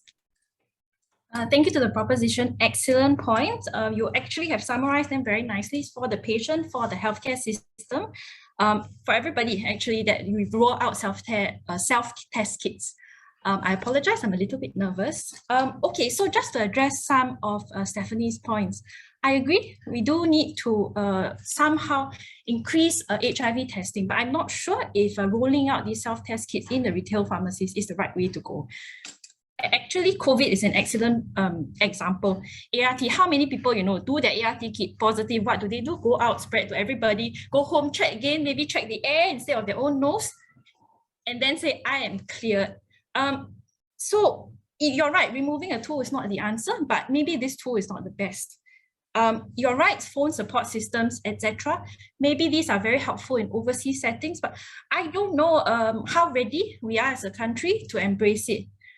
You would recall that, a lot of systems, COVID, for example, phone lines get overwhelmed, people don't dare, they're scared, and we're just worried that maybe in our population, our patients and the general population might just be a little bit more nervous as compared to those where self-test kits have been tested with phone support and pamphlets and appropriate education.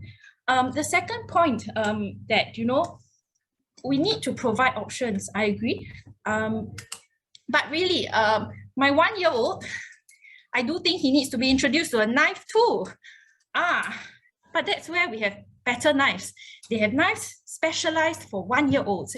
And similarly, the systems that we have in place now, the anonymous clinics, the mobile testing sites, these are appropriate for the stage that our society and our country is in right now. So you're right, removing a tool is not the answer, but providing the best tool is the long-term correct answer. And I agree, there are sort of safeguards that we have in place to make sure that people are appropriately counseled, but just driving home the point that Boyan mentioned, it's very hard to replace a trained counselor. You're right, a pharmacist is an excellent person, but I don't want to downplay the work that we already have available, say in AFA as well as in anonymous clinics with regards to their counselling. And I think in addition to just HIV testing, we need to understand that there are other public health and legal implications that need to be followed up on and counselled about.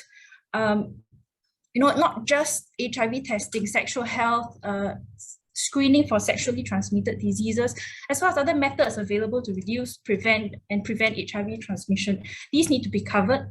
In addition, we need to know that, in Singapore, there is a law and there has to be appropriate counselling about the ID Act, depending on the results of the rapid tests. I think the final comment that we wanted to make is that when tests are so readily available, sometimes they can be misused. Now, for example, they can be misused. For example, just swabbing somebody's saliva, this can be done in secret. It can become a barrier for people to enter venues, group venues. Oh, I'll test you first. You better produce your negative ART before you're allowed to come in. And we don't want to increase any discrimination against people living with HIV when already there's so many treatment options available, and we know that with appropriate treatment, U equals U. Really, some of the stigma attached to it, while we are trying to address this stigma, we don't want to put up barriers when we are trying to help this group of people. And so that's something that, it is a simple kit, and that's the problem. It's too simple. It's something that we that's what we worry about. Anybody can buy the kit and anybody can set up a barrier for these people. Thank you all for listening to our debate. And I hope you vote for the best house. Thank you so much, Sherry, Stephanie, Alicia, and Boyan. I must say I was extremely taken with the quality of the arguments. And what I will do now is I will attempt to sum up the arguments on both sides of the house in as fair and impartial a way as I can. And if you know me, you know that I'm well renowned for my fairness and impartiality. But in the meantime, my team will put up a poll so that as you're listening to me summarize the arguments, you can decide which house you supported. So on the side of the proposition, we had Sherry and Stephanie talking about how HIV self-testing will increase the convenience and efficiency on both a systems level as well as an individual level when it comes to HIV testing. They argued that it is not a replacement to the already excellent services provided by community-based organizations, but a supplement and an addition to them, and that any issues with regards to safety and misinterpretation or failure to interpret results properly will be addressed by the wealth of education and public awareness that comes with HIV self-testing. They also then closed out their argument by showing us that there already is evidence published to show that HIV self-testing is not only plausible, but is in fact widely acceptable and should be introduced. Now, on the side of the opposition, I think what they've based their arguments on are that it may not be necessary at this time because there already are excellent services, something that both sides of the house agreed on with regards to access and availability to testing, both rapid testing as well as conventional HIV testing. The side of the opposition cautioned us to say that HIV self-testing needs to come with the correct kind of support systems, which may not be either yet available at this moment or suitable to the local context. And a fascinating point that Alicia brought up, which I must admit, even I have not really thought about, is the potential misuse of HIV self-testing, and where something that we think could actually be helping things may end up hindering things and putting up more barriers with regards to HIV stigma and discrimination because of how simply a HIV self-test could be administered. So those are the arguments presented by the opposition and the proposition. And I think by the fact that the poll has been taken down, we have results. So could my team show me which is the winning house? And by a 73% to 27% margin, the audience has decided that the house that has won this motion, that HIV self-test should be available in retail pharmacies, is the side of the proposition. I congratulate the side of the proposition, but also the opposition for putting up a fantastic debate, a fantastic show. And I thank the members of the audience for putting in your votes as well. Thank you so much, Sherry, Stephanie, Alicia, and Boyan. And hopefully we can continue engaging you on HIV. Now, this debate and the vote really brings me on nicely to the next item on the talk and our second plenary of today and the final presentation for today. And I am extremely pleased and privileged to introduce Dr. Ronavin Garcia Paktakan, or Vin for short, who is the founder of Love Yourself, an organization that has risen to become one of the leading organizations in HIV awareness, testing, and treatment in the Philippines. Vin has a PhD, a master's in nursing, as well as a BS nursing degree from Manila, and is a nurse educator and practitioner prior to starting Love Yourself. He's a public health champion and bringing the community together with passion and optimism to rally against the spread of HIV. His introduction is very, very long, but I would just want to sort of make sure that we give him enough time to talk about this important topic. And I am so happy to introduce my friend, Vin. Vin, please take it away. Thank you. Thank you, Dr. Wong, and good afternoon, everyone. Thank you so much for giving me this opportunity to be able to share our experiences in the Philippines to you guys there in Singapore, and hopefully somehow you'll be able to learn a little bit, and you may be able to get some inputs on our end, on our innovations, so it might be useful in your scenarios. I would like to request an access so I could share my screen. Okay, so for the first 5 minutes, I'll be sharing with you the organization that I have. My organization is called Love Yourself. Love Yourself is an organization that I started 10 years ago, and with the goal of really empowering the community. So our targets are mostly the MSMs, or the males having sex with men, and the transgender women, and of course the youth. I actually started it with a single tweet. And then I noticed that, most of the question asked in the Philippines towards me usually comes from the idea of nursing care or healthcare, but suddenly in 2011, it translated into more of HIV and STIs. And I felt like I wanted to do something because most of the campaigns in the Philippines back then were focused on fear tactics and grim and, telling that HIV is a life sentence. And I want to change the landscape. And I asked a few of my friends if they were interested because slowly, one by one, we saw friends slowly dying down and we don't know what the cause is. And so I asked my friends and then we started the organization. So basically, what started with 5 friends now is a community of volunteers. Love Yourself currently has 15 community centers all over the National Capital Region or Metro Manila, which is the capital of the Philippines. And we're supporting 20 community-based organizations all over the Philippines so that they can redesign and copy the model of Love Yourself and make it their own. So in all, Love Yourself is supporting 25 community-based organizations and community centers offering the whole cascade of HIV prevention, awareness, treatment, cure. So our mission vision, basically, we want to empower other people, enrich relationship, and embrace innovation. We provide safe spaces for communities and champion the iniingatan, inaalagaan, and inaasikaso experience. In English, it means taking care, protecting, and nurturing other people. Our vision is also to be thought leaders that inspire people to empower and affirm self-worth to create ripples of positive change in our community. So basically what Love Yourself did is it created its model first. And then we diversified the models because we believe in differentiated care approach. And then we wrote it up and then designed it so that if other community-based organization would want to adapt the model of Love Yourself, then they can easily do it with the guidance and technical assistance from us. Okay, so Love Yourself has a core values of daring, caring, and sharing. Dare to know yourself, dare to accept yourself, care for yourself, and eventually you'll be able to share your gifts and talents to other people. Now, Love Yourself has the following services that we offer. So we have HIV services, both for prevention and cure. Love Yourself currently has 9,100 persons living with HIV enrolled in our treatment program. And I'm very happy to share with you that of those 9,100, 92% of those who are on ART and are eligible for viral load testing are already virally suppressed. So we're actually kind of doing the U equals U, undetectable equals untransmittable.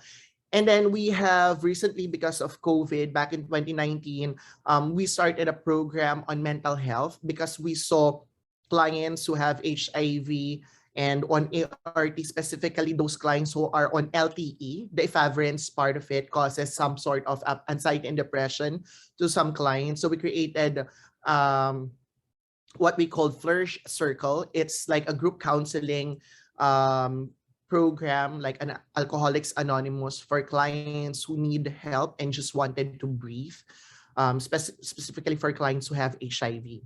We also have empowering digital campaigns.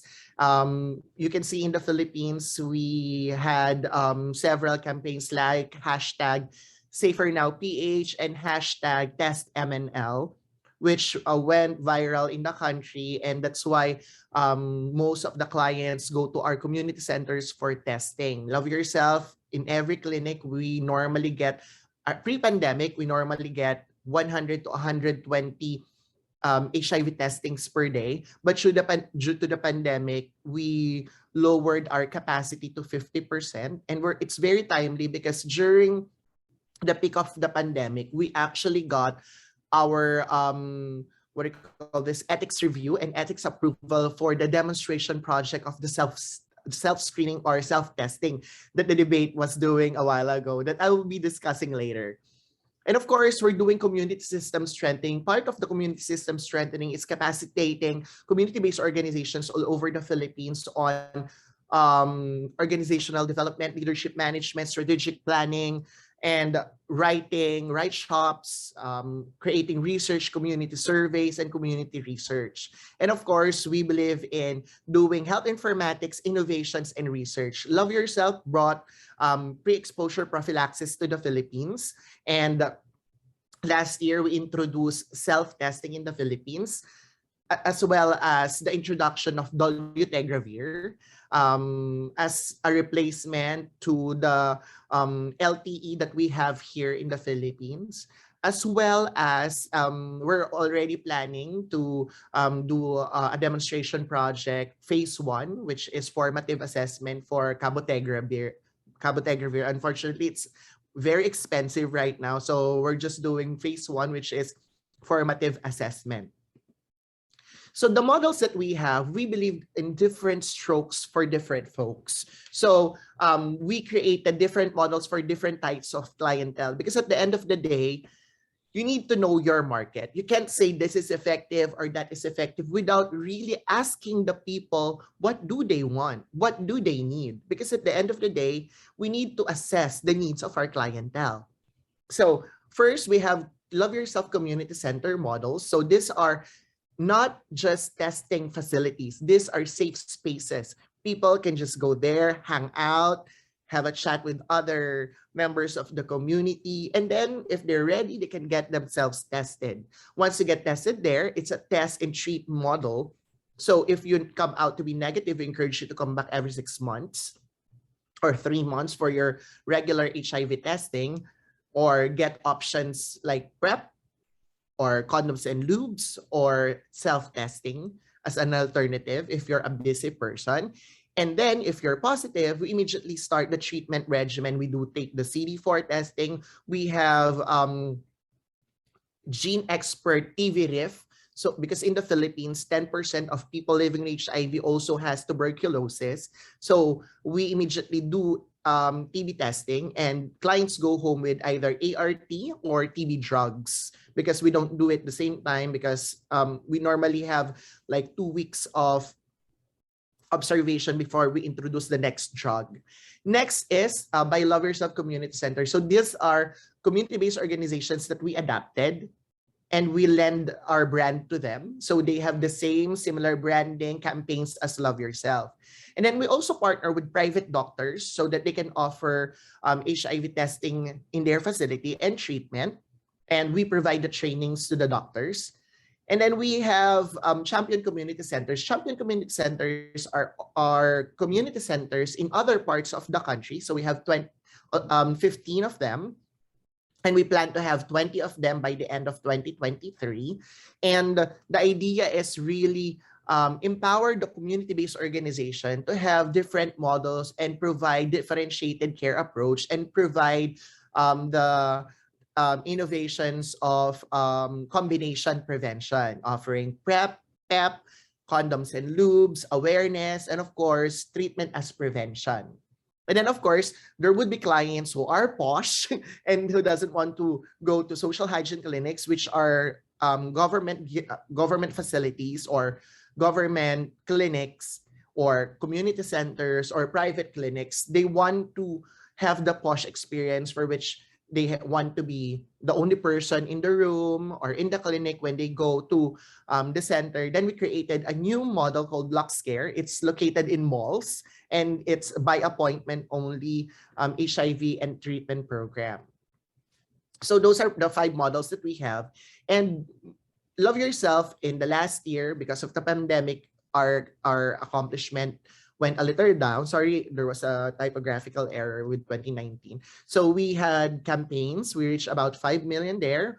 We have a project called Love Yourself Caravan, wherein we go to companies and universities and provide, number 1, HIV in the workplace or school place policy, including SOGI SC sensitivity. And then we do workshop on STI, HIV, mental health, and empowerment. And then, of course, side by side that we have distribution of our collaterals, condoms and lubricants, and pamphlets. And of course, we do HIV testing on site.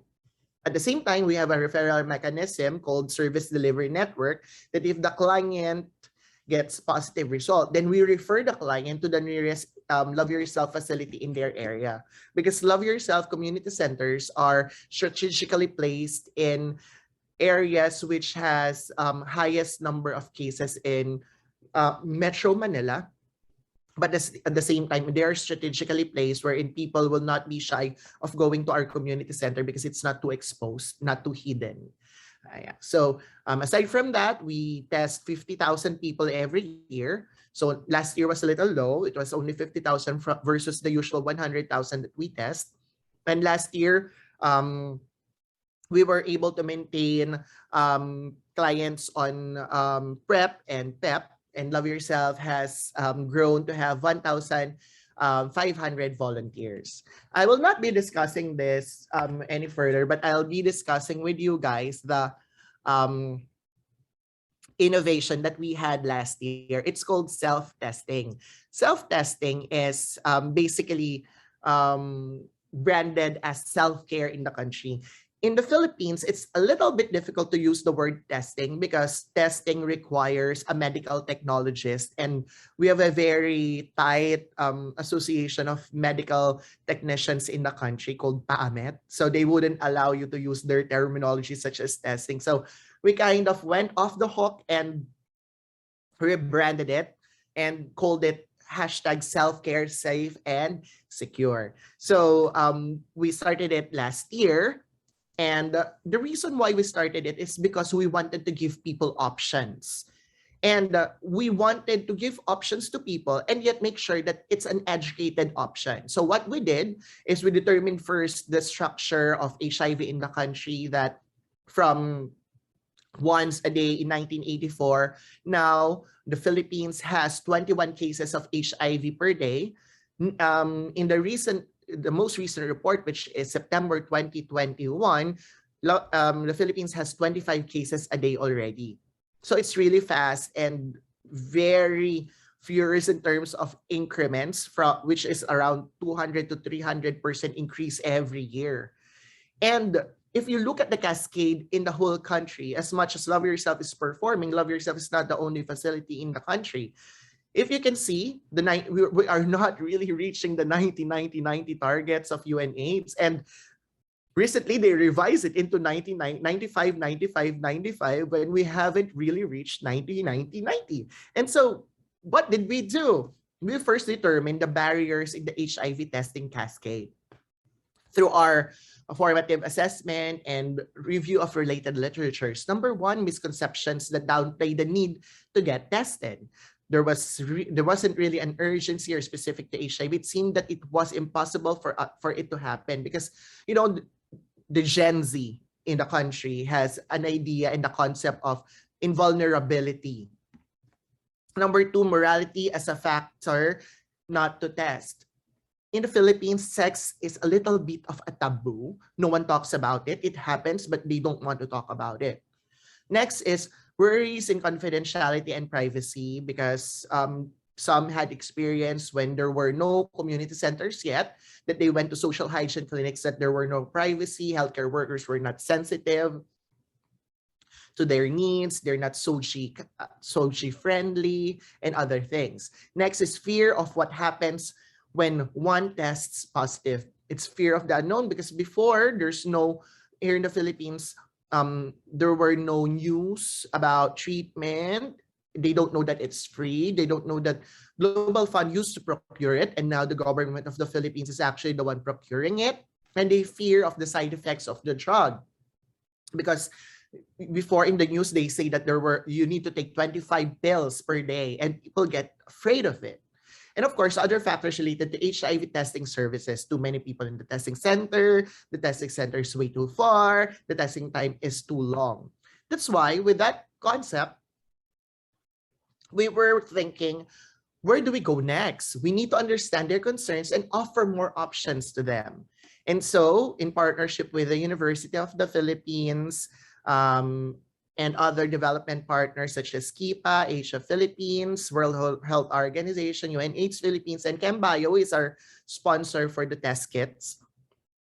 We used Sure Check because during the demonstration project phase 1, we asked the clients what they prefer, if they prefer oral or blood-based, and 90% of the respondents answered blood-based. That's why we used blood-based HIV self-care kits. So we had 2 phases in the demonstration project. Phase 1 is the formative assessment, serves as a foundation of the implementation of phase 2, data gathering and insights of relevant information for modifying the service delivery that we're doing. It's based on focus group discussion and community surveys. And of course, we crunch the data and then use it for phase 2. Phase 2 is the demonstration study. We did the procurement for which our clients will do procurement and online delivery of SureCheck HIV self-care kits. Our eligible clients are aged 18 to 49 years old, MSMs or transgender women, living or working in Metro Manila. With this to have a bigger insight, we did this demonstration study in August of 2020, and that was the time that the Philippines had the longest extreme lockdown. So it means like nobody can go out of their houses, and only healthcare workers and essential workers can go out. Only one member of the family can go out, and at the same time, there's no transportation, there's no public transportation. So it was really hard. We needed to hire riders, motorcycle riders, so they can deliver the test kits to the clientele. So the results of the phase 1. In terms of knowledge, most of the participants are aware about HIV self-test kits and aware of its availability. In terms of acceptability, we had 97% of the respondents who are interested. In terms of marketing, most preferred to order it online and want it to be delivered. And they are willing to pay not more than 500 pesos or $10 US. In terms of monitoring and tracking, we were thinking of payment because we had sponsors for now, and we got 3,000 test kits from ChemBio, and then after that, when we did this successfully, we were able to get sponsorship from Global Fund's KIPA regional program, some 1,000 kits again, and another 2,000 kits from Global Fund Philippines. But unfortunately, those are not sustainable options. So we were thinking how to sustain our project without the support of external sponsors, while the Philippine government has not included it in its formulary yet, not part of its procurement. So monitoring and tracking, most are likely to report their results, 87%, and support needed, remote counseling for non-reactive, 39%, and on-site counseling for reactive, 51% need support. And then COVID-19 happened, and we were thinking, how can we offer it still? I mean, it was like a silver lining because people can get themselves tested during the time because they can go to our community centers, and we can even offer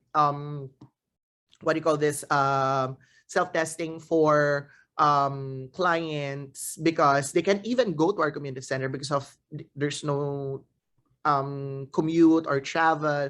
So we had to innovate. So what we did, the self-care experience. We had virtual assistant. We had Miss Universe 2018 Catriona Gray to support us.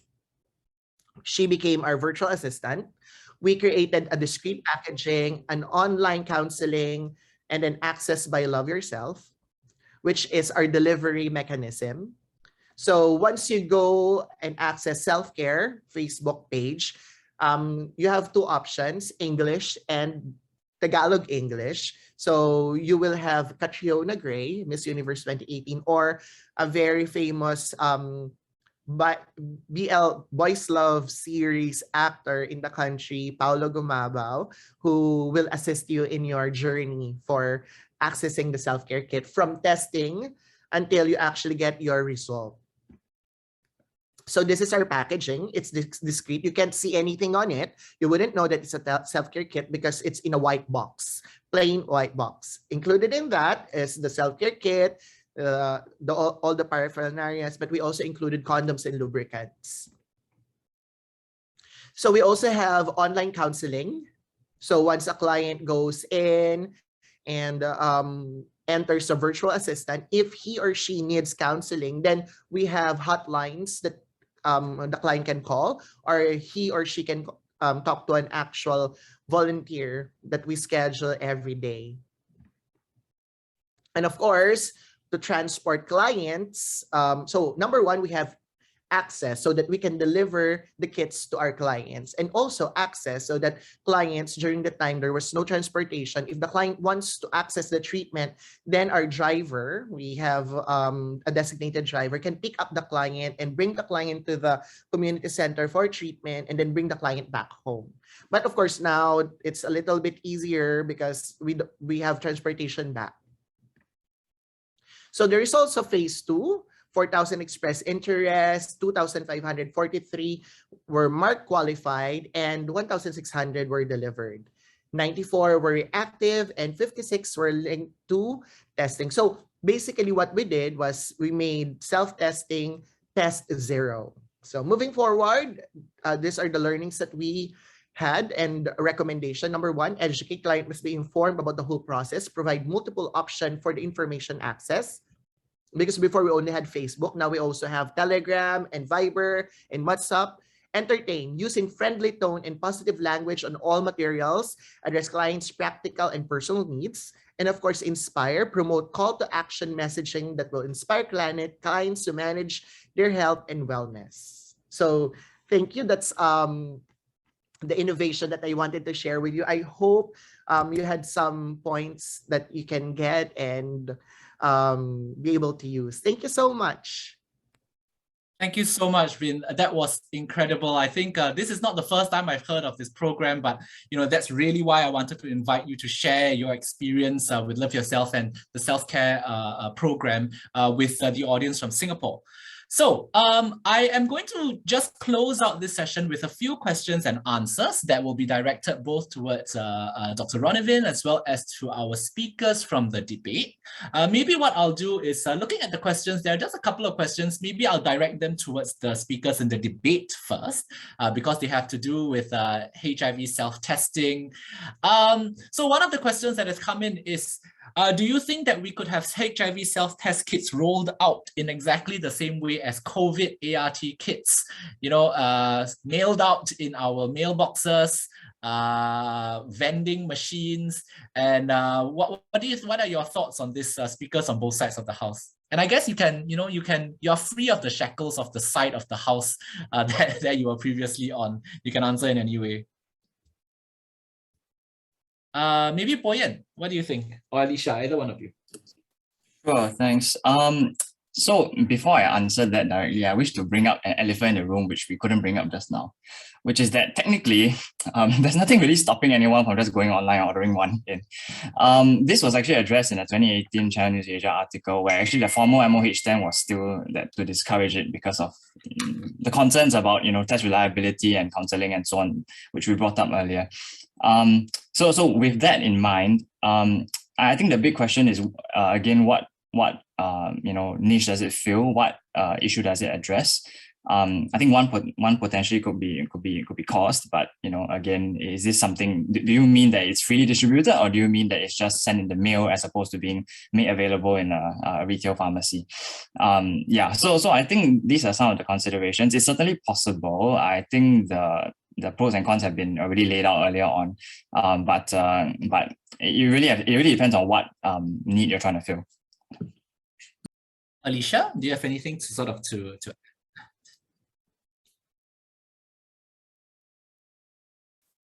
Sorry, just to add on to Boyan's point, I think the short answer is it's logistically possible, but like Boyan mentioned, whether or not it addresses the gap that we have is hard to say. And actually, what we're doing with the COVID test kits now is, we can actually extrapolate what happens to a lot of other sort of self-testing. What are people doing with these kits that are delivered to their house? How are people taking it up? Do people, all the sort of road bumps that we're experiencing, what do I do with a positive kit, and how do we communicate with the public about dealing with these self-test kits? So I would say right now, yes, it's doable. Whether or not it's the best, I think hard to say.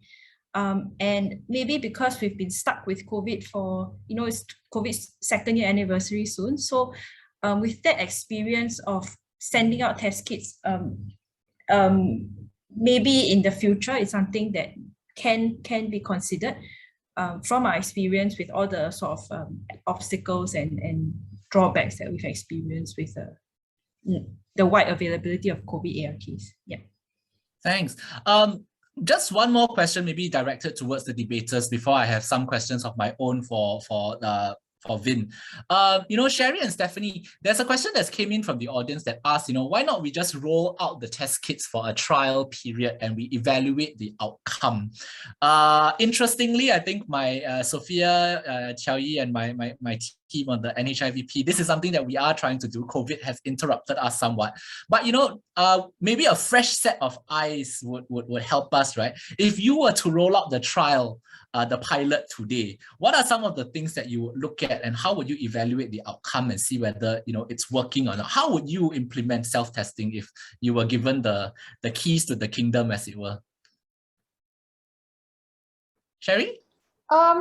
I think a pilot would be definitely before we roll out everywhere, we'll definitely need to pilot and test it out. But I guess before we even do the pilot, I think we need to do quite a lot of groundwork before, because our opposition said that Singapore is not yet quite ready, but I feel like a lot of it is probably centered in education, and a lot of the public still doesn't really know. I think concepts like the window period and things like that will be very, very important to stress and educate people about, even before we roll out the self-test kits, because we don't want people to misunderstand that, like, if they're exposed today, they can get a self-test kit and be reassured by the result because it's within window period and things like that now. So probably, definitely there'll be a lot of things that we'll need to put in place even before we roll out a pilot. So websites, videos, educational tools, and support services, and even things like a hotline. And we need to kind of look into the logistics of how we will support the via helpline and things like that before we even roll it out now. Yeah. Stephanie, any closing thoughts on that before I move on to Vin? The same issues. Yes. So sorry. And also at the moment with the COVID ART, there's a very good chance that the public may misinterpret the two ARTs. So like if you don't have a negative ART, doesn't mean you can not join a party or something. So when they bring up that point, I think it's a very good point, and it's a very good point to consider as well, because it's very easy to confuse the two ARTs, and especially when the public is very familiar with the COVID ART, whereas the HIV ART has a window period as well. Having it now today doesn't mean that it's negative, and so on and so forth. So I guess, again, echoing on the education's side is very important. Thank you so much. So Vin, you've heard from our sort of debaters who are also young infectious disease and HIV physicians in training.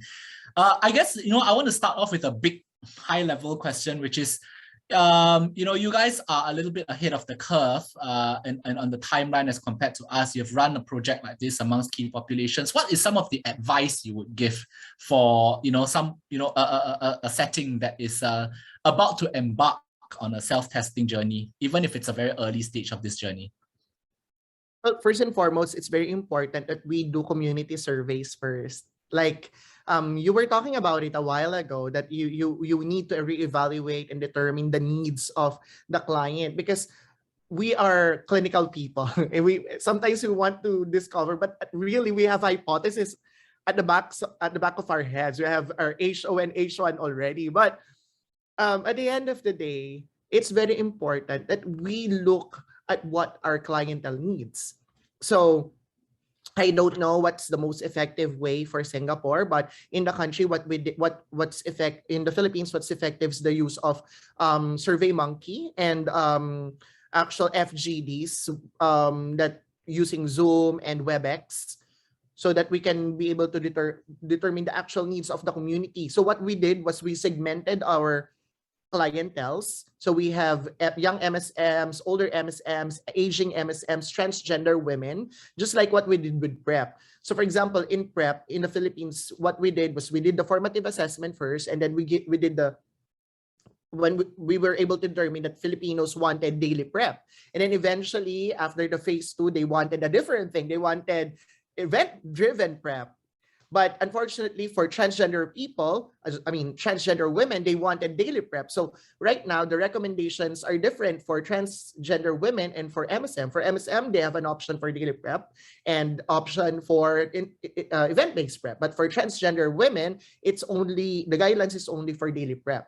So I think it's also something that we can consider on moving forward for the self-testing program in Singapore by determining, initial needs of the community. I know there are community-based organizations in Singapore and clinics that offer testing. We can start getting information also from their end, because I know they are very effective healthcare providers in your end. Thank you. So Vin, just one more question, because I'm quite conscious of the time. You did say that before you rolled out your pilot, you anticipated some of the challenges, but after rolling out the project, were there any unanticipated challenges or barriers that you guys discovered, and how did you all deal with them? Yes. Apparently, we still need to do the access, because before what we did was we just thought that because it was we had limited mobility because it was lockdown, we needed to bring the client to our community center for treatment. Apparently, those clients who get tested positive with our self-care kits still need support in terms of transportation and other collaterals. I mean, the Philippines is a third world country, so many of our clienteles are very poor. So they need support in terms of transportation going from, if they're tested positive, they need support from their houses going to our community centers with coming from our transportation or from Grab. So that's something that we added to the program, like logistical support. Yeah. Okay. Thank you so much, Vin, and also thank you to Alicia, Poya, and Sherry, and Stephanie for what was really a fascinating last session for today, our first day. So thanks everyone to everyone who has stayed on to now. It is now the time for the closing address, which is delivered by myself. And I just wanted to thank you once again for staying till the end of this morning's proceedings. And I trust and hope that you've had a great day, just as all of us organizing this have. We've covered a lot of ground today, right? We looked at Singapore's performance on 1990. We had a survey of the landscape with regards to HIV transmitted drug resistance in Singapore. Sophia and I very, very proudly provided you an update of the antiretroviral therapy and pre-exposure prophylaxis guidelines. We are so happy that we've been able to update it, and look for them on the website as well as in publication form really, really soon. We had the real distinct privilege of hearing from Professor Sharon Lewin talk to us about the very exciting work being done on the horizon of HIV cure. And while it is for now still a dream and reality, I think with every year we are a step closer towards achieving that reality. We've heard from some very bright and promising HIV physicians in training, debating and arguing the case for HIV self-testing being introduced in retail pharmacies. And of course, it was super inspiring to hear from Dr. Ronavin about the experience of Love Yourself in the Philippines, bringing community and patient or client-centered care to those who need it most, including HIV self-testing or self-care. We hope that what we have presented, shared, and discussed today has given you not only something to think about, but also something to inspire and drive you to make a difference. This is really the reason why we have conferences and congresses like this. It can make it can be a small difference, but a difference that may inspire someone else to be interested in HIV, right? Talking to someone, or even just sharing, one thing that you learned today that you didn't already know, may actually inspire yourself or someone else to embark on that journey to make life better for people living with HIV. Do join us next week. We have an extremely exciting program coming up next Saturday on the 4th of December at exactly the same time for session 2 of SHC. It includes our very first ever HIV testing recommendations, a comprehensive look at how COVID-19 has affected the HIV landscape in Singapore across the entire continuum: testing, care, treatment, viral suppression, and the fourth 90. And 2 frankly, tremendous and incredible plenary presentations from Dr. Rina Rajasurya on HIV and aging, and Professor Adiba Kamarul Zaman, who is the current president of the International AIDS Society on HIV stigma in the region. Of course, between now and the next session, it's also World AIDS Day on Wednesday, an annual observation and commemoration of the impact that HIV has had in the nearly 4 decades that we've had it, that the global pandemic has been raging on. Do look out for some amazing HIV destigmatization campaigns that are out there, driven not only by the National HIV Programme, but also our community partners and HPB. You may have seen posters on MRT stations and bus stops, and there's lots more exciting things to come. So do look out for that and share them with your friends. Keep the conversation going. We hope to see you next week. And just to close things off, I'm going to hand things over to the MC, Dr. Choi. Choi, please. Thank you very much again to all our speakers and our chairs. We hope everyone had a fruitful first session with us. Before you leave, do take some time to scan the QR code to leave us some feedback on how we can improve and also to claim CME points. Please again be reminded that our second session will be on 4th of December, 9 a.m. Have a pleasant weekend ahead, and we hope to see all of you again on 4th December for the second session of the Singapore HIV Congress 2021. Thank you.